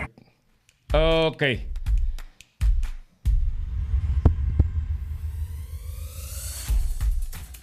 Ayan yung ating live feed mula sa Marikina City. Babalikan natin mamaya yan si Paring Gani Oro para sa dagdag pang mga sitwasyon dyan sa naturang lungsod. Sige, saglit lang ha. Good afternoon po. Radyo natin from Sablayan Occidental, Mindoro, si DJ M. Sa radyo natin Sablayan. DJ M. Hi, DJ M. Pakibati naman anak ni Bro Nacario, Simonet, Marife, Jan. Salamat po Manoy Errol. Mabuhay ka, Dato Mamamahayag. Alright. Simonet. Batiin natin Simonet. Habang pinanonood po yung video ninyo, ayan, yung video po sa Marikina City. Ayan. Ganyan po yung tindi ng epekto ng tubig baha sa Marikina River. Ganong katindi. Okay?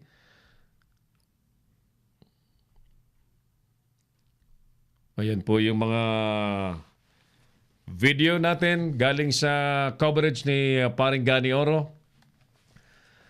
Kayo po, ano pong sitwasyon nyo dyan sa inyo pong mga lugar? I-post po ninyo ang inyo pong mga video sa ating comment area ng ating live FB page ng Leader News Philippines. Di ko pa natapos. Ulitin ko, Munet, si Marife, Jan, mga anak ni Bro Nacario dyan sa Makati City. Magandang hapon at yan ay mga best friends ni Dato Mamamahayag. Oras natin, 15 minutos na po makalipas ang alauna po ng... Hindi, alas 2 ng hapon na.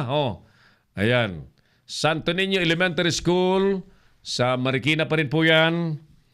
At mamaya itutuloy natin yung update naman kay Koy Laura kanina. Hindi ko pa natatapos. Saan na ba yun?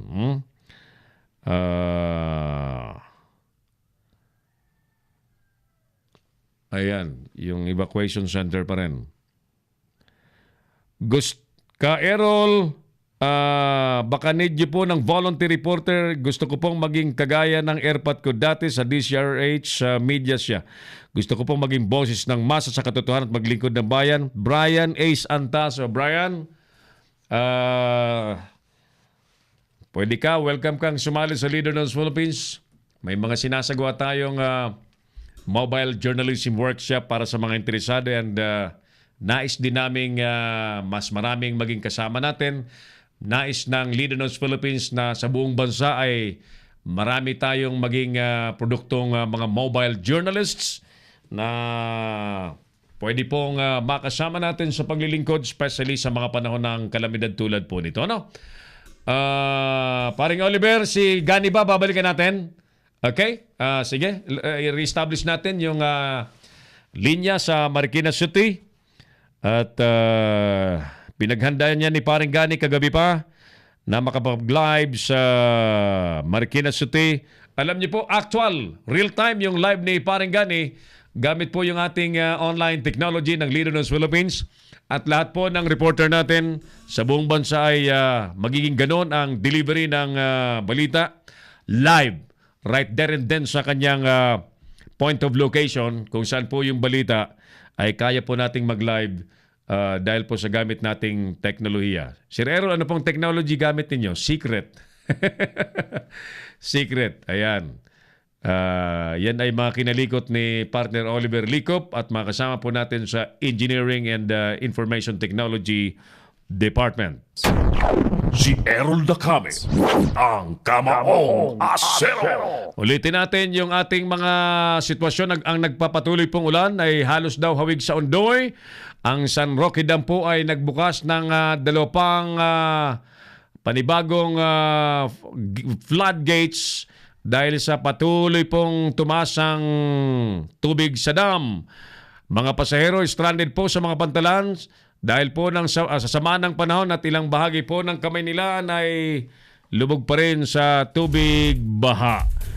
Kayo po, ano po ang inyong sitwasyon? Ano po ang naging epekto ng bagyong Karding sa inyo pong mga lugar, mga ginigiliw natin mga taga-subaybay?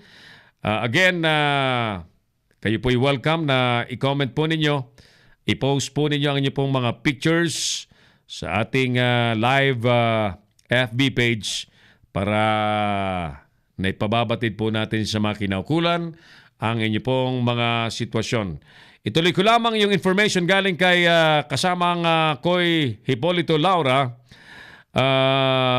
Ito po yung kanyang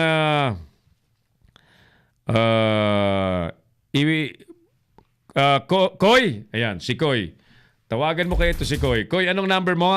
I-report mo na kayo ito ng live para kung okay lang sa'yo. Ha? Okay lang ba sa'yo, Koy? Si Koy kasi kasama natin ito sa DCRJ. Isa sa mga anchor sa Reporter Hour yata yun. Baka may time ka, Koy. Pwede mo na itong report. I'm giving you the go signal para boses mo mismo ang marinig, tawag ka, Koy. Tawag ka, Koy.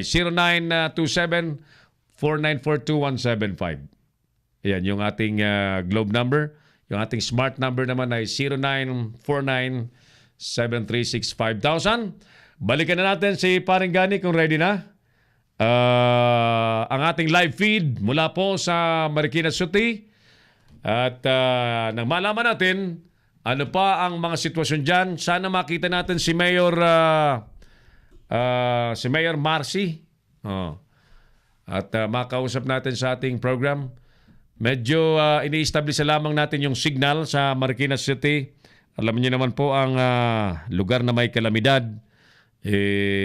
Ang teknolohiya po ay apektado. So, kaya nga po, before our launch, may pinapangarap po kaming mga gadgets na maidagdag sa operations natin para anuman po ang nangyayaring kalamidad sa atin, sa ating bansa ay kaya pong makapag-broadcast ng Leader News Philippines saan mang lugar, anumang panahon, araw man o gabi, may kuryente man o wala, may signal man ang ibang himpilan o wala, pangarap po namin magtuloy-tuloy ang paglilingkod sa sambayan ng Pilipino sa pamamagitan po ng mga espesyal na gamit na yon na sa totoo lang ngayon ay medyo pangarap pa lang, pero may quotation na po yung supplier.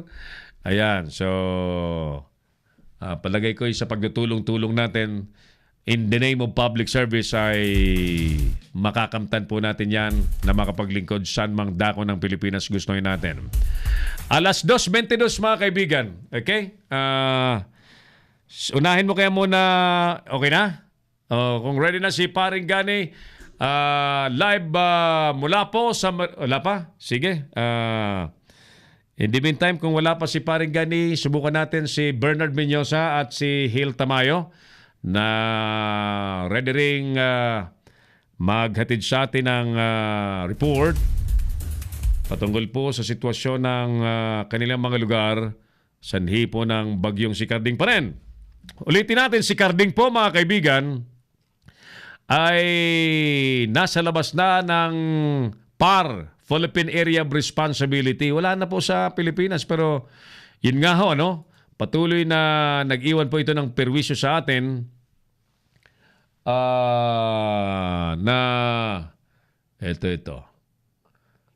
na nag-iwan po ng mga problema sa landslides, sa baha, at kung ano-ano pang perwisyong dulot po nito ng mga ulang dala ng bagyong Karding.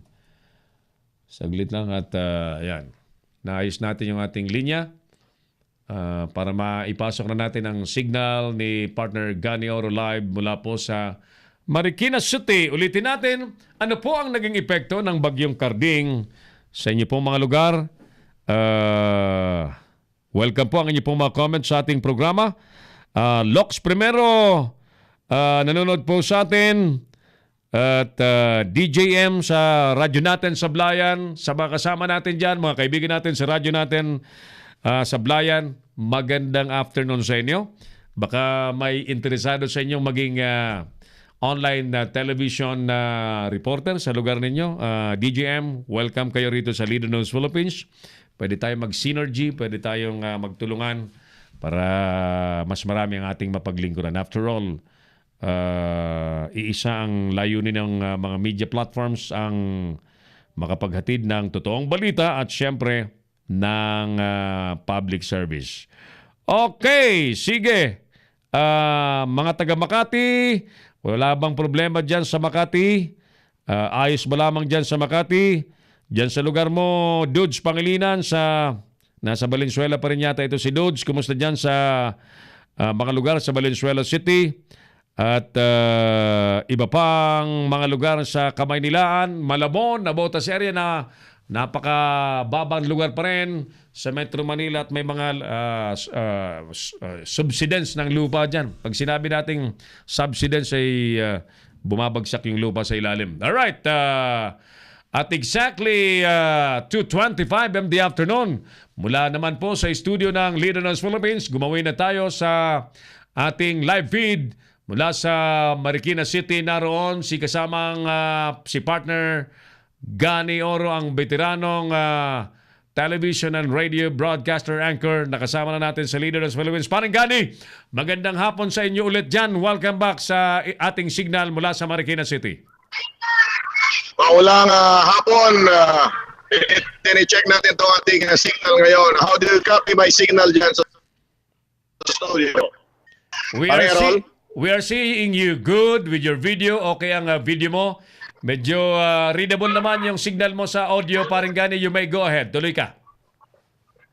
Alright, nandito ako ngayon sa Malanday Elementary School at may 1,100 pamilya rito na in fact kailangan dito yung lugaw. Ito mga kids na pumipila dito ngayon sa lugaw. Anong tanghalian nyo kanina? Halina. Sige. Ako dito pa saan siya dito natin sa Attorney Nancy charge dito ngayon, taga City Hall ng Marikina. Kaming tao nito, attorney, kailan pa sila nandito? Hapon pa.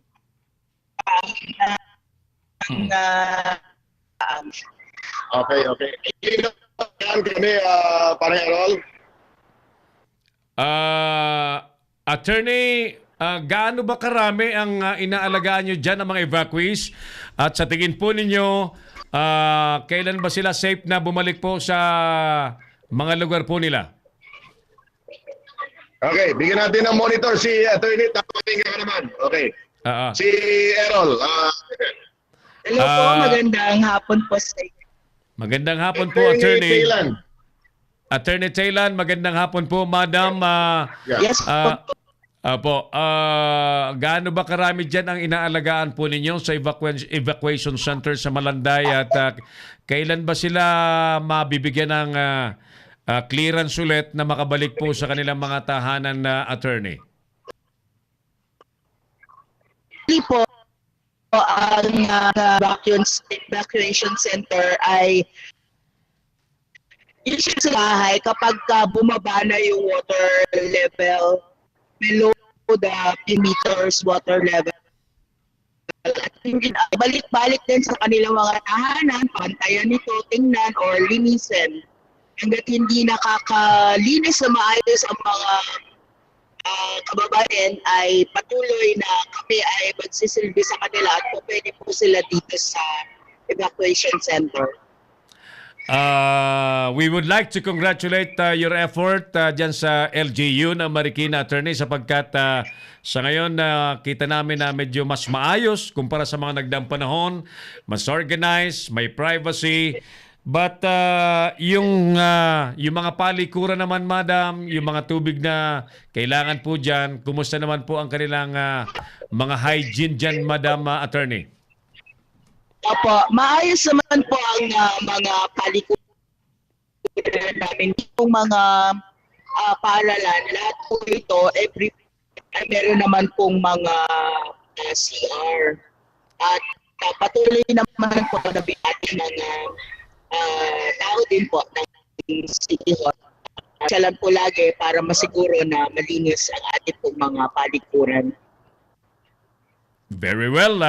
Again, congratulations, Attorney, sa maayos pong pamamahala sa mga evacuees dyan sa Malanday Elementary School. Mga kababayan natin dyan sa Marikina City, Attorney, maraming salamat po. Sa pangunguna ng amin pong Mayor Marcy Chodoro. Thank you so much, Attorney. Magandang hapon po sa inyong lahat. Okay, thank you very much. In fact, busy ngayon sila rito, Errol, dahil nagluluto na. Nagluluto na yung mga in charge dito. Imagine, 1,124 families dito lang ito sa Malanday School. At meron pa doon attorney, yung kanina, more or less, yan ay kanina si Mr. Rebanal, no? Si Mr. Rebanal, ito naman sa kanila. Si Mr. Mike Rebanal po, ang aming senator. Heads po ng city government ang siyang mga company sa bawat evacuation center. Pasig ko lang dito, parang Aaron, yung kakaiba yung modular tent nila na parang ngayon lang natin nakita. Dito sa school nito, gaano karami po ang na-set up na tent na para mayroong privacy at may separation. 60 pa lamang po ito. Ito po ay paumpisa pa lamang ng mga in-order na mayor ng mga modular tents para nga po magkaroon ng mas comfortable at saka mas magkaroon ng privacy ang bawat pamilya. Gaano karami ko ito yung nanipapunta dito sa overflow? Ito po ay 60 lang. Kasi ito, 60 lang. Kanina doon yata nasa mga 15 doon sa kabila, ano? Okay. So hanggang kailan po sila kukupkukin dito, Tony? Hanggang na dito dahil yung kanilang mga tahanan ay aasuhin po yan. Yan ang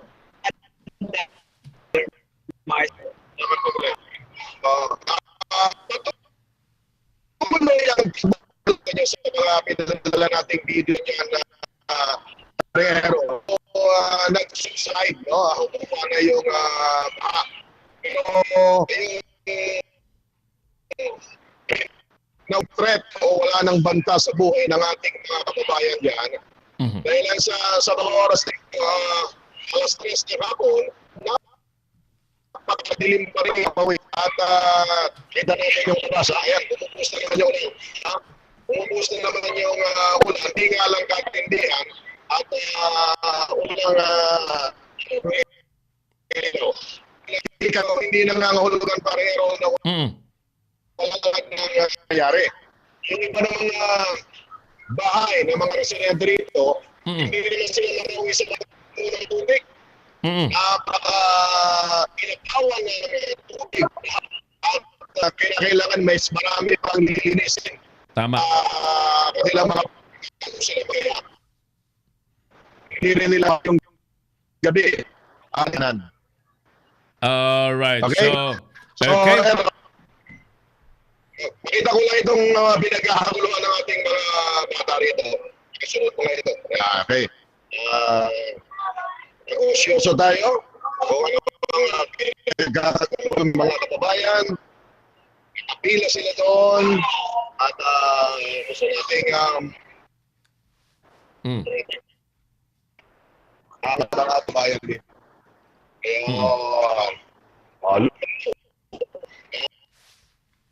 Lugaw.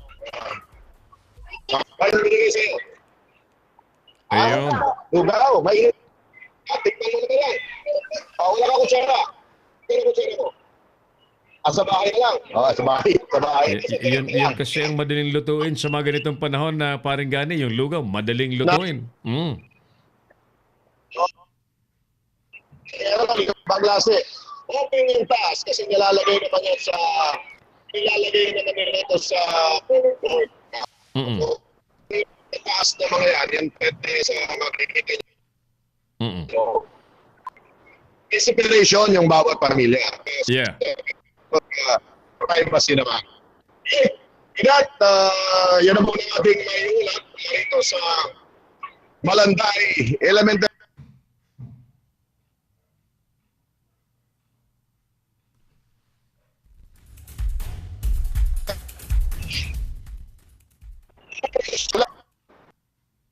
Hindi pa rin na tapos na ang problema sa na yung ilog na ito. Ito na ating mayulat sa Malanday, Marikina, Gani Oro, nagulat para sa special coverage ng Leader News Philippines. Back to studio. Thank you so much sa live mula po sa Marikina City, si paring Gani Oro. Thank you.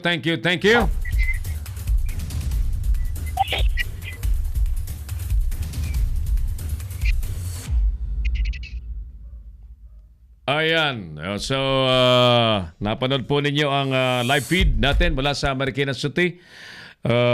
Medyo may interference lamang po sa signal but we assure you that in the next few days, mas magiging malinis po yan dahil alam natin kung ano ang mga barrier na aalisin natin sa ating technology and sa signal na kailangan po nating makapaghatid ng mas malinis na video, mas maliwanag na audio na hamon po sa ating mga online broadcaster. Thank you, paring Gani Oro at sa team mo na kagabi pa nakabantay dyan sa lungsod ng Marikina.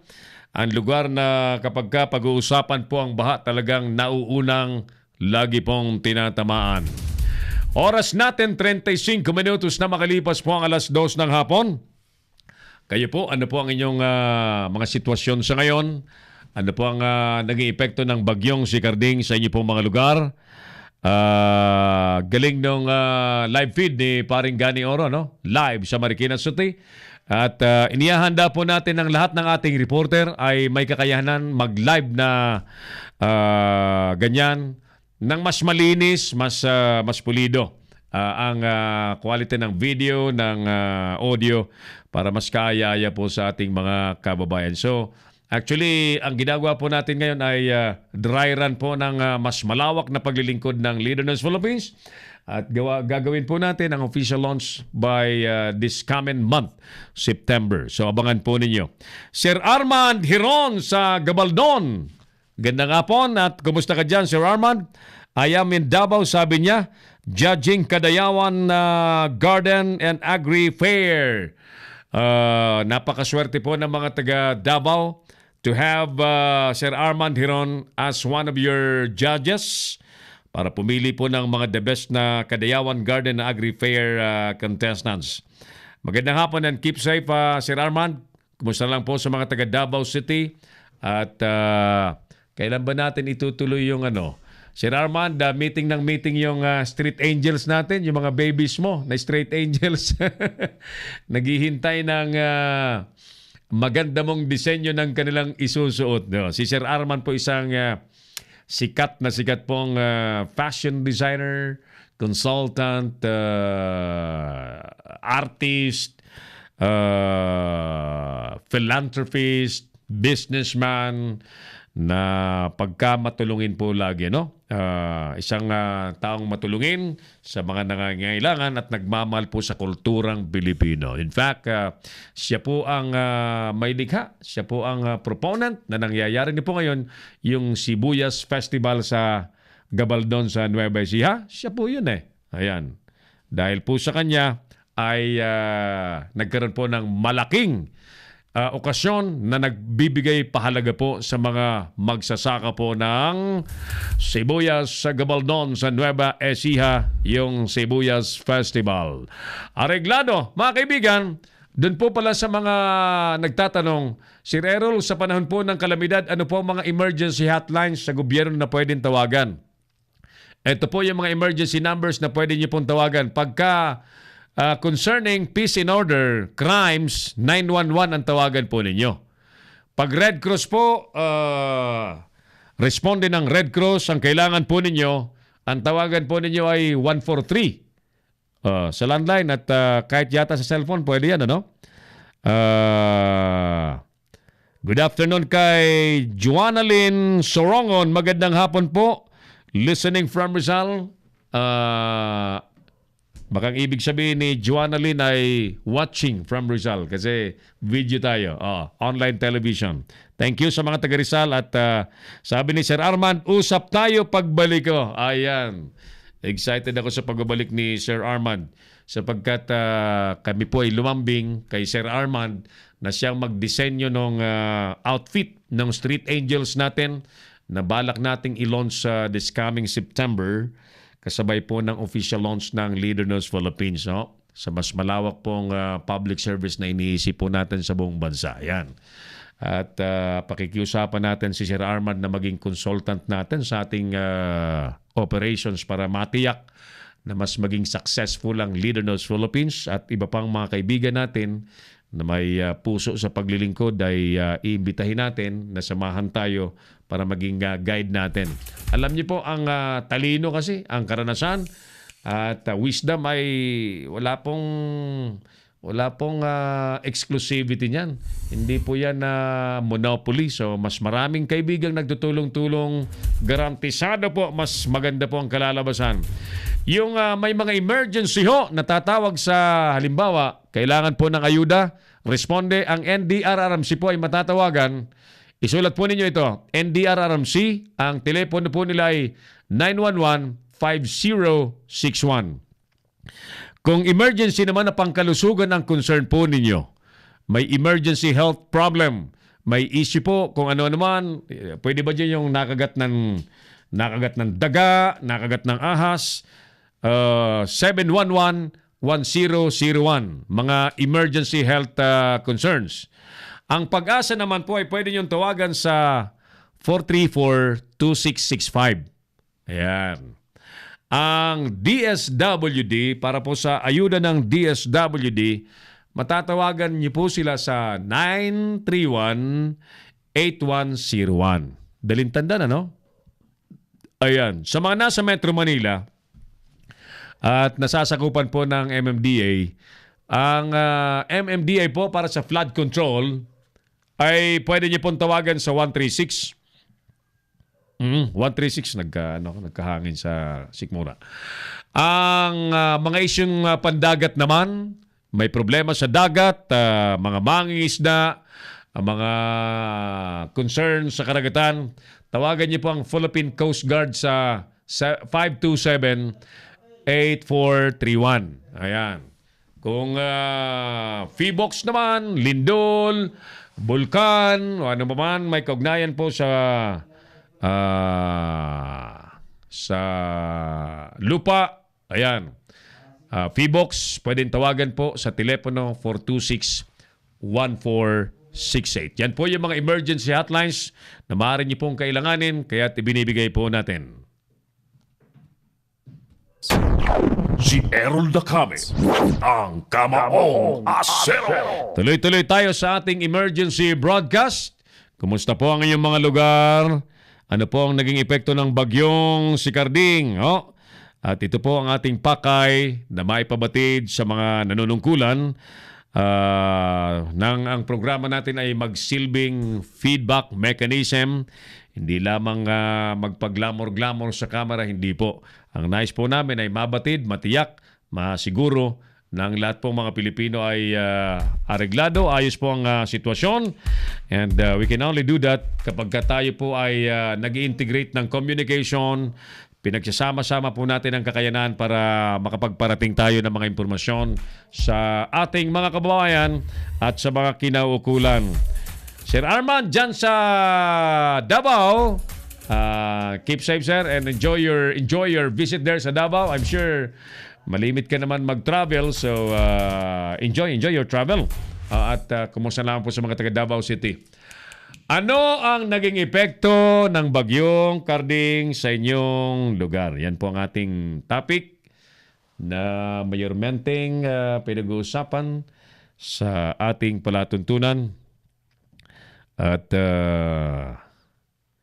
si Elijah kaya, si Eli, tawagan mo kaya si Eli sa Nueva Ecija. May number ka ni Eli, no? Wala. Ipasak ko sa yung number niya. Saglit, ha? Sino bang nasa linya na natin?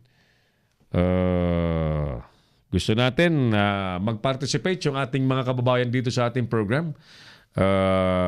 Yun po ang mayor po namin pakay dito. You participate in our program. Tell us what is your actual situation. Ano po ang nararanasan po ninyong sitwasyon para makatulong po tayo sa ating mga kababayan. Alright, sige.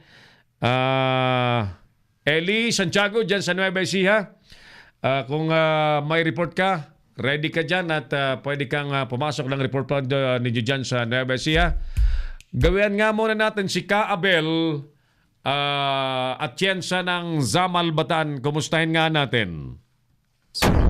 Si Errol Dacame, ang Kamaong Asero. Makibalita muna tayo sa mga taga-Bataan area. Si Ruel, wala pa kasi, no? Unahin muna natin si Ka Abel Atienza dyan sa Zamal Bataan. Ka Abel, magandang hapon po sa inyo. Kumusta kayo dyan sa Zamal Bataan, sir? Magandang hapon, Errol. Apo. Sa kasalukuyan dito sa Sabal ay hindi ba ayos na yung panahon? At hindi na masyadong maulan. Pero yung donut na mga bagyo na mga unti-unting pagyo. Nasasabay sa paglaki ng tubig dagat. Kaya nagkakaroon ng baha. Kaninang umaga dito sa Malangkot sa Palengke at ang barangay ng National ay may bahang na hanggang tuhod ng laki. Ayan ang sitwasyon. Sa ibang bayan, katulad ng Amukay, ito din, nagkaroon ng tubig ng mga hanggang tuhod. Pati yung sa Balanga, ayon doon sa mga informasyon na nakakuha natin doon sa bigyan natin. At ngayon, yung Hermosa, malaging binabaha ay baha pa rin. Pag dating ng ganito taglan, may lagi silang nag-abot ng malaking tubig. Sa tumasa na abot yan hanggang dibdib isang sa Mm-mm. lugar ng Almacen. Mm-mm.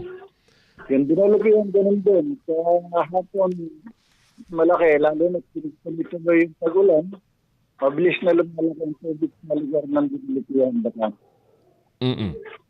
Ayan ang report ko, Carol. Magandang natin sa inyong lahat dyan. Thank you so much, Ka Abel at Tiensa. Kaibigan natin mula po sa Samal, Bataan at tagapagtaguyod po ng kapakanan naman ng mga riders dyan sa lalawigan ng Bataan. Ka Abel, maraming salamat po sa inyo. Magandang hapon sa inyo dyan sa Samal, Bataan. Si Errol Dacame, ang Kamaong Asero. Ayan, sa totoo po, mas gusto namin kayong mga nanonood sa amin ang aming mapanood at mapakinggan. Feel free, tawag po kayo sa 0927-494-2175. At gusto po naming matiyak ang inyo pong sitwasyon dyan na okay po kayo. Sa Smart naman po ay pwede nyo kaming kontakin sa 0949-736-5000.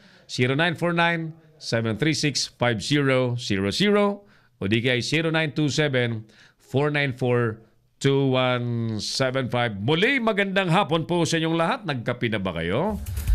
Kami po ay hindi pa nanananghalian. Mag-aalas 3 na po ng hapon.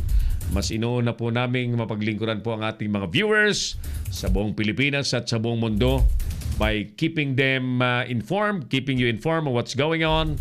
At nais po naming maging instrumento po ng serbisyo at makapagbigay po tayo ng impormasyon sa mga dapat pong makaalam ng mga sitwasyon po ng ating mga kababayang Pilipino. Ano po ang naging epekto ng Bagyong Karding sa inyo pong mga lugar-lugar? Si Errol Dacame, ang Kamaong Asero. Balikan ko lang yung share na information ni Koy Hipolito Laura sa ating palatuntunan.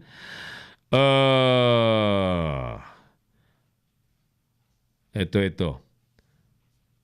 Yung mga flooded areas, ang sabi niya rito, 20 barangay sa Rizal,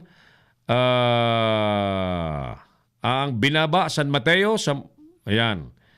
Sa San Mateo, 10 barangay po, ang baha. Banaba, flooded area ang Banaba, Gitnang Bayan, ano yung mga limas? May mga number ito. Ayan. Barangay Ampid sa Mali, baha din sa Dulong Bayan, sa Gitnang Bayan, baha din. Malanday, may mga may mga figures siyang may 10 barangays na flooded, 8 flooded sa Banaba, 1 hanggang 5 flooded areas sa Gitnang Bayan, 5 flooded areas sa Barangay Santa Ana, sa Barrio Ampid 1 hanggang 7 flooded areas, sa Barrio Mali 3 flooded areas, sa Barangay Dulong Bayan, 1 hanggang 2 flooded areas. Sa Gitnang Bayan, 2 hanggang 4 na flooded areas. Barangay Malanday, 3 ang flooded areas. Sa Ginayang, 3 ang flooded areas. Sa Barangay Ampid, 2 ang flooded area. Sa Rodriguez, 5 barangay po ang baha. Sa Burgos, De La Costa, Manggahan, San Jose, Balite at sa Barrio San Isidro. Sa Cainta, sa Imelda Avenue po sa Barrio San Isidro ang baha. Sa Antipolo, 4 sa harap po ng Vermont Park, Barangay Mayamot, sa Green Heights Subdivision, Barangay Mayamot pa rin, Kingsville Subdivision sa Mayamot, Baybay Sapa sa Barangay Kupang, Sitio Mayapa, Sitio Sagipin sa Barangay De La Paz. Mga bahapong lugar yan, binabanggit natin.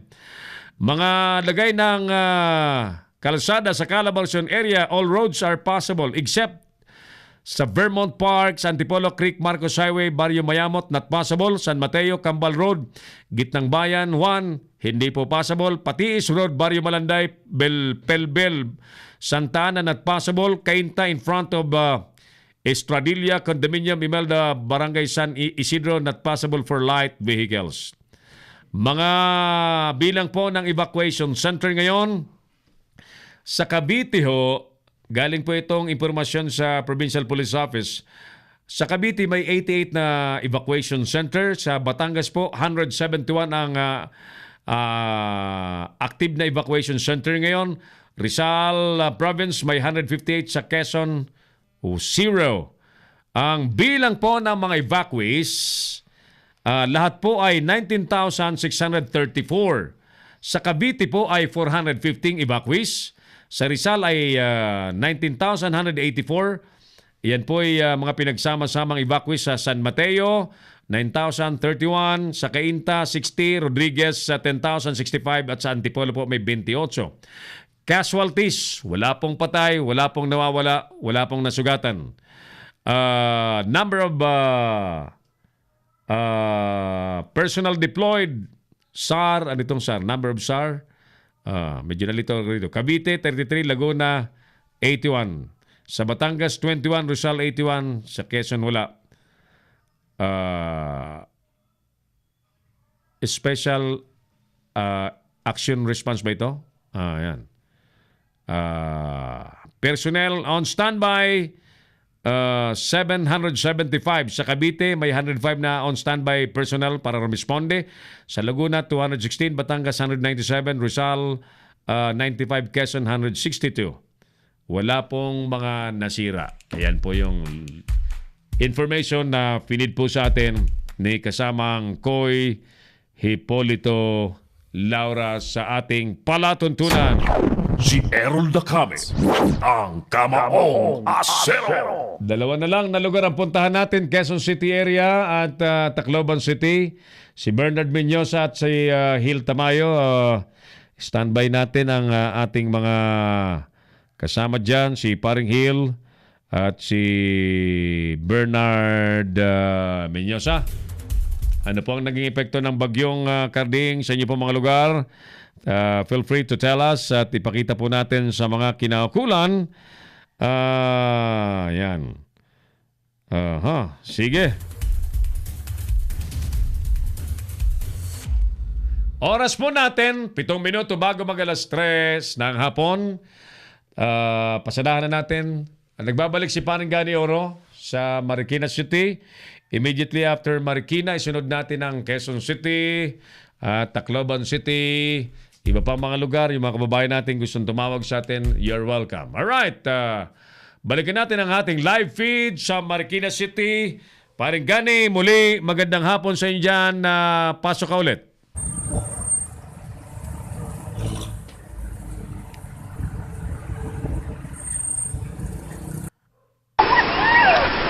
Pakita mo muna to. Mga kaibigan, habang bumubuhos ang ulan, pakita natin to kung ano pinamimigay nila dito. Naubos na. Ayan, namigay na ang damit dito ang grupo. Asan na yung spokesman nyo? Merong grupo po ng mga Good Samaritan. Kumbaga nagbigay ng donation ng mga used clothes. Okay? Para naman, eto, pinamahagi nila rito. Sino spokesman? Kahit kayo sa Leader News. Chairman, paano nyo naisip na mamigay ngayon dito? Actually po, ano naman to hindi naman every time lang na may problema. Talaga regular namin ginagawa to, sir. Community service sa community namin mismo, may mga iba-iba kami ginagawa, clean up drive, mga basta sa community, to serve the community.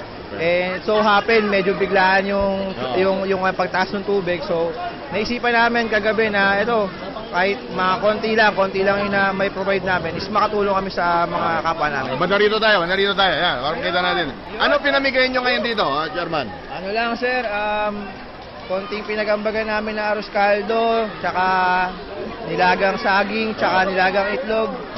Tapos meron din kaming food packs na nasa 70 packs ata yun, sir, ng noodles, tsaka delata. Alright. Tsaka mga used clothes. Ilan kayo ngayon dito? At saan kayo galing? Marikina Heights po, tsaka Concepcion 2. Okay. So, mabuhay kayo, ha? Salamat po, sir. Salamat po. Pinupuri namin kayo. Arriba! Arriba! Arriba! Tao! Okay, thank you very much.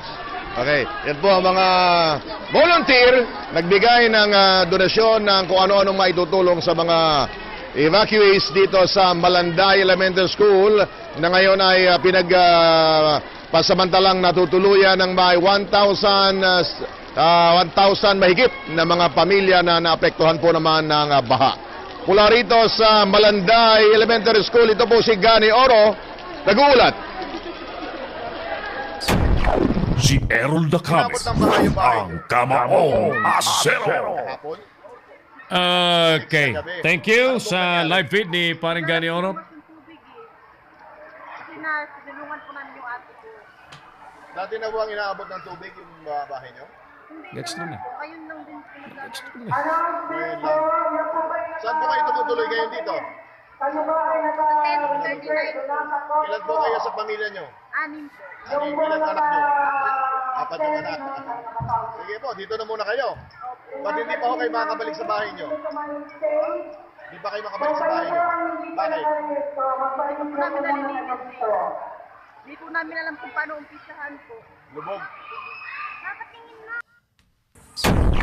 Si Errol Dacabe, ang Kamaong Asero. Thank you. Ayan. Mas maliwan, mas okay na yung signal ni Paring Gani, ha? Yung second feed na. Ginawa natin, mas maliwanag na yung audio at ang video. Thank you, Paring Gani Oro, at sa iyong broadcast team na kasama mo sa public service at sa emergency broadcast natin ng Leader News Philippines. Thank you, thank you.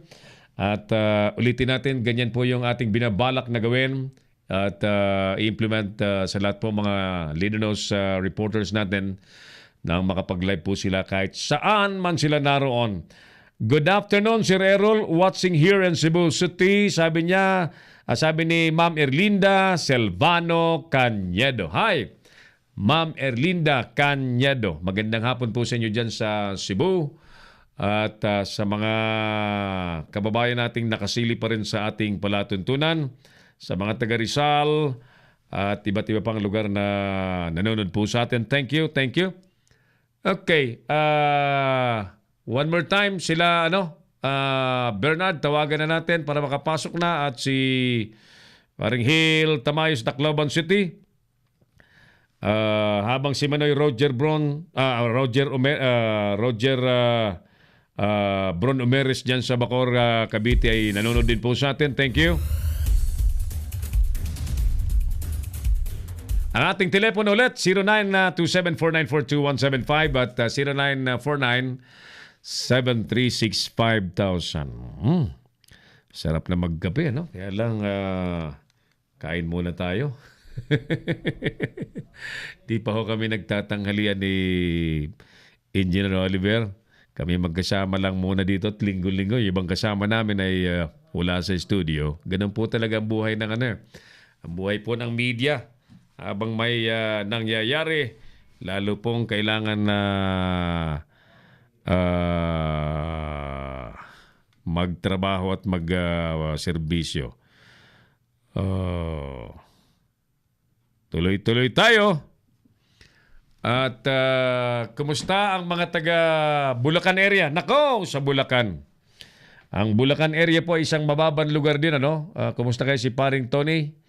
At iba pang mga taga Bulacan. Alam nyo, kami po ay patuloy na nangingimbita at sumali po kayo sa sinasagawa po nating mobile journalism workshop na ang layunin po natin ay makapagturo tayo sa mga kahit sinong ordinary citizen na may cellphone at willing na maging bahagi po ng malawakang public service po ng Leader News Philippines. Yung ating mobile journalism workshop ay nakakasana po sa Tacloban City. Gusto po namin magsagawa sa Baguio City, sa Malolos City, sa Bulacan, sa Dagupan, sa Tuguegarao, at sa iba't iba pang mga key cities sa buong Pilipinas para ma-welcome natin yung mga interesadong sumali po sa ating network of Mojos, mobile journalists na willing pong maging part ng ating public service team at may balita po at may paalam sa sambayan ng Pilipino. Ang lahat pong katotohanang nangyayari po sa buong Pilipinas. Ano?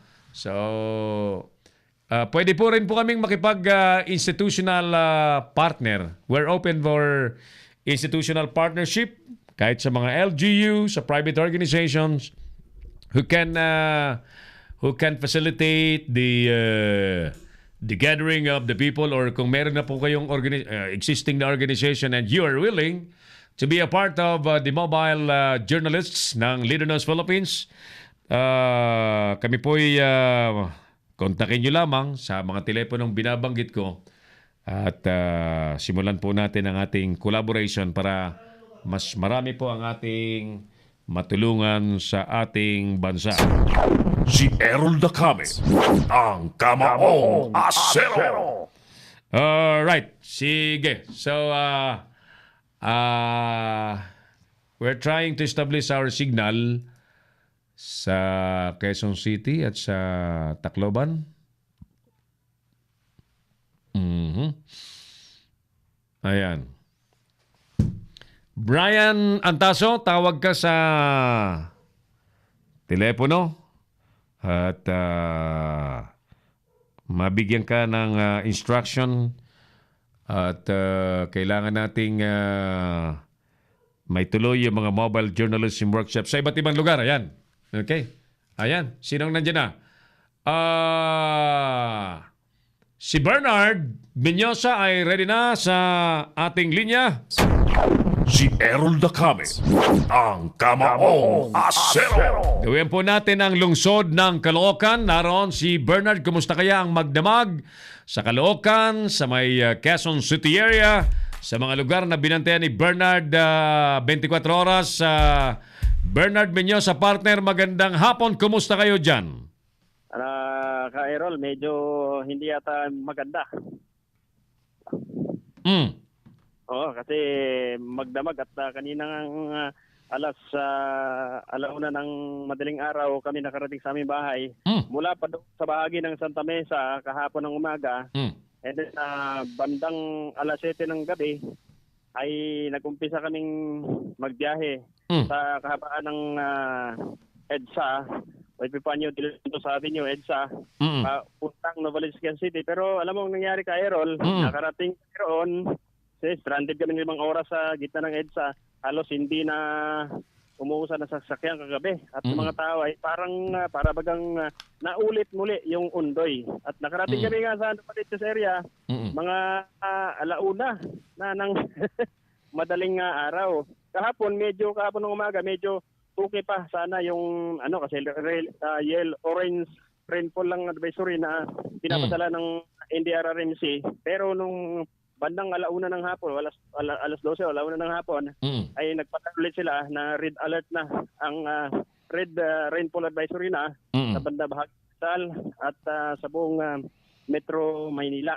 At yun nga, nung pag-uwi namin sa bandang hapon ay talagang halos wala nang masakyan ng mga tao. Yung iba na paputang MRT, LRT at saka LRT1, LRT2 o LRT3 at LRT saka MRT3 ay lumusong na sa baha para lang makaakyat dahil kapag tatawag ka ng taxi at saka mga TNVS ay hindi makakaplusot yung mga sasakyan, pati mga maliliit na kalsada doon sa may Santa Mesa at kahit sa mga kahabaan o mga pangunahing kalsada sa lungsod ng Quezon ay mahirapan silang dumaan. Kaya maging taxi man o pribadong mga sasakyan ay hindi makalusot-lusot. Maging kami mula sa Santa Mesa, nilakad namin sa Putang Cubao.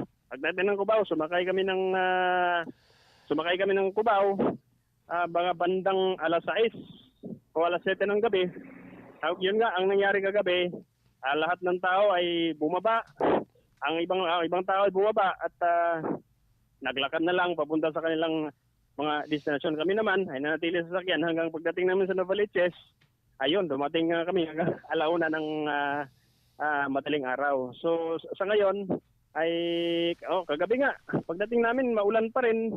Pabugsok hanggang umaga, hanggang ngayon sa mga oras na ito, dito sa bahagi ng boundary ito ng Caloocan at ang Novaliches, Quezon City, dito ay medyo may mga ilang portion dito na medyo lower level at bumabaha rin na kunting patak lang ng ulan. Ay, so hindi naman halos lahat katulad doon sa may Santa Mesa, Cubao, at dyan sa may San Avenue. Pero dito sa lugar namin ay may mga ilan lamang na mga baha. At isa pa sa inireklamo ng mga tao rito, yung bahagi ng Novaliches bayan dahil kasagsagan nga ng ulan, kasagsagan ng bagyo, ay sinira nila nung nakarang linggo pa yung kalsada. Actually, marami nagrereklamo dahil nung nakarang taon lamang ito sinimento at ginastusan ng gobyerno. Pero giniba nila at hanggang ngayon ay maputik at ma-traffic at nagkahirap-hirap ang mga tao kapag sila ay dumadaan. Diyan mismo yan sa Novaliches, Quezon City proper, sa may bayan ng Novaliches. At sa ngayon nga ay nanatili pa rin yata sa red rainfall alert ang NDRRMC at sila ay lagi namang nagpapadala ng mga mensahe through Globe Telecom. Sa ngayon, Kyrol, minsan umuupa ang ulan, minsan naman lumalakas. Ang pagbuhos ng ulan dito sa bahagi ng Quezon City at boundary ng Caloocan, inaantabayan na natin ang mga bagong message o bagong pahayag update. Update ng Pag-asa. At sana nga wala na ito dahil maraming maapektuhan na mga trabaho. At bukas ngayon nga, Kyrol, ay maagang nag-anunsyo yung mga elementary school, mga eskwelahan dito sa Lungsod Quezon at Caloocan na baka daw sa elementary naman nag-announce na sila na walang pasok bukas. Pero sa high school level baka daw bukas ay walang pasok, pero maaga yata bukas daw mag-a-announce ang lokal na pamahalaan kung may pasok ba sa high school level. Pero sa mga kindergarten, sa elementary, ay wala pong pasok dito sa bahagi namin sa Novaliches area at saka Caloocan, sa Diparo, Caloocan. Alright. Kumusta ang trapiko dyan sa mga daanan, sa kalsada, papunta dyan sa iba't ibang lugar sa Quezon City, Caloocan, wala namang problema, Bernard? Iyan ay talagang medyo mahirap. Problema pa rin. Until now, problema pa rin. Oo. Walang araw na walang problema dito magmula sa bayan ng Novaliches, papuntang sa Uyo, pagdating mo diyan sa yung kahabaan ng magmula sa SM Novaliches, papunta yan sa Uyo, Bagbag sa Uyo, Lulong Konte, pagdating naman doon sa may St. James, hanggang doon yan sa may Bureau of Jail Management Penology o BJMT, ay talagang grabe. Makakaluwag lang yan. Pagdating mo na ng Project 8, papuntang Muñoz. At pagdating mo naman ng EDSA, ayan na naman. Dilubyo na naman. Alam mo, Kyrol, pag nagbiyahe ka mula sa Novaliches proper hanggang sa Muñoz, abutin ka ng 2 oras hanggang 3 oras. Kailangan mo pala magdala ka na ng baon na aranola sa sasakyan. Lalo kung sa EDSA ka na. Oo. So sana nga mawala na ito dahil ito nagpapaulan nga ako habang nagre-report kasi tinitingnan ko ang sitwasyon dito sa paligid. Alright. Okay. Maraming salamat sa iyo dyan, Nard. Mula rito sa boundary. Ito boundary ng Caloocan at Quezon, Novaliches, Quezon City. Ito pa rin si Bernard Menyosa, Situation Report, nagulat para sa Little News Philippines. Si Errol Dacame, ang Kamaong Asero. Thank you so much, partner Bernard Menyosa, sa latest update na yan sa boundary po ng Caloocan at sa Quezon City area. Okay, so sige, last report tayo mula sa Tacloban. Habang tinatanong natin, ano po ang inyong mga kasalukuyang sitwasyon sa inyo po mga lugar na epekto po ng bagyong si Carding.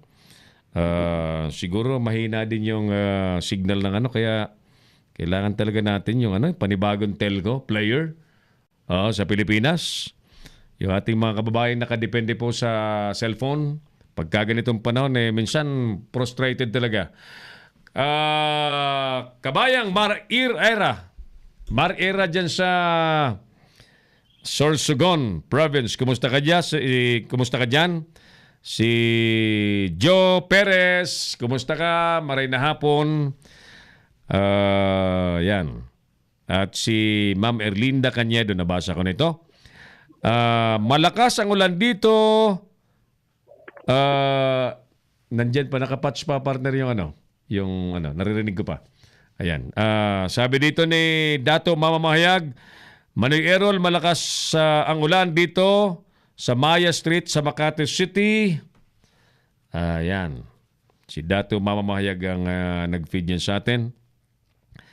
At sabi niya, papunta na siyang Mindanao. Okay. Mga kaibigan, ulitin natin, yung bagyong Karding ay nasa labas na ng Philippine Area of Responsibility. Ngalang patuloy po itong nag-iiwan ng mga epektong tulad ng malalakas na pagulan. At alam naman natin na kapag malalakas ang pagulan, may peligro po, mataas ang peligro ng pagbaha at mga landslide. So, yan po ang lagi po nating ipinababatid at ipinapaalala po sa inyo.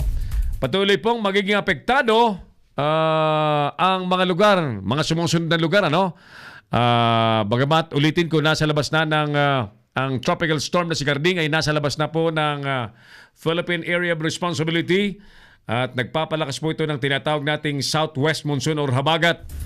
Apektado pa rin po ang Metro Manila, Batanes, Babuyan, Group of Islands, Ilocos Region, ibig sabihin ng Ilocos Region, Ilocos Sur at Ilocos Norte, Cordillera Administrative Region, Central Luzon, Calabarzon area at ang Mimaropa.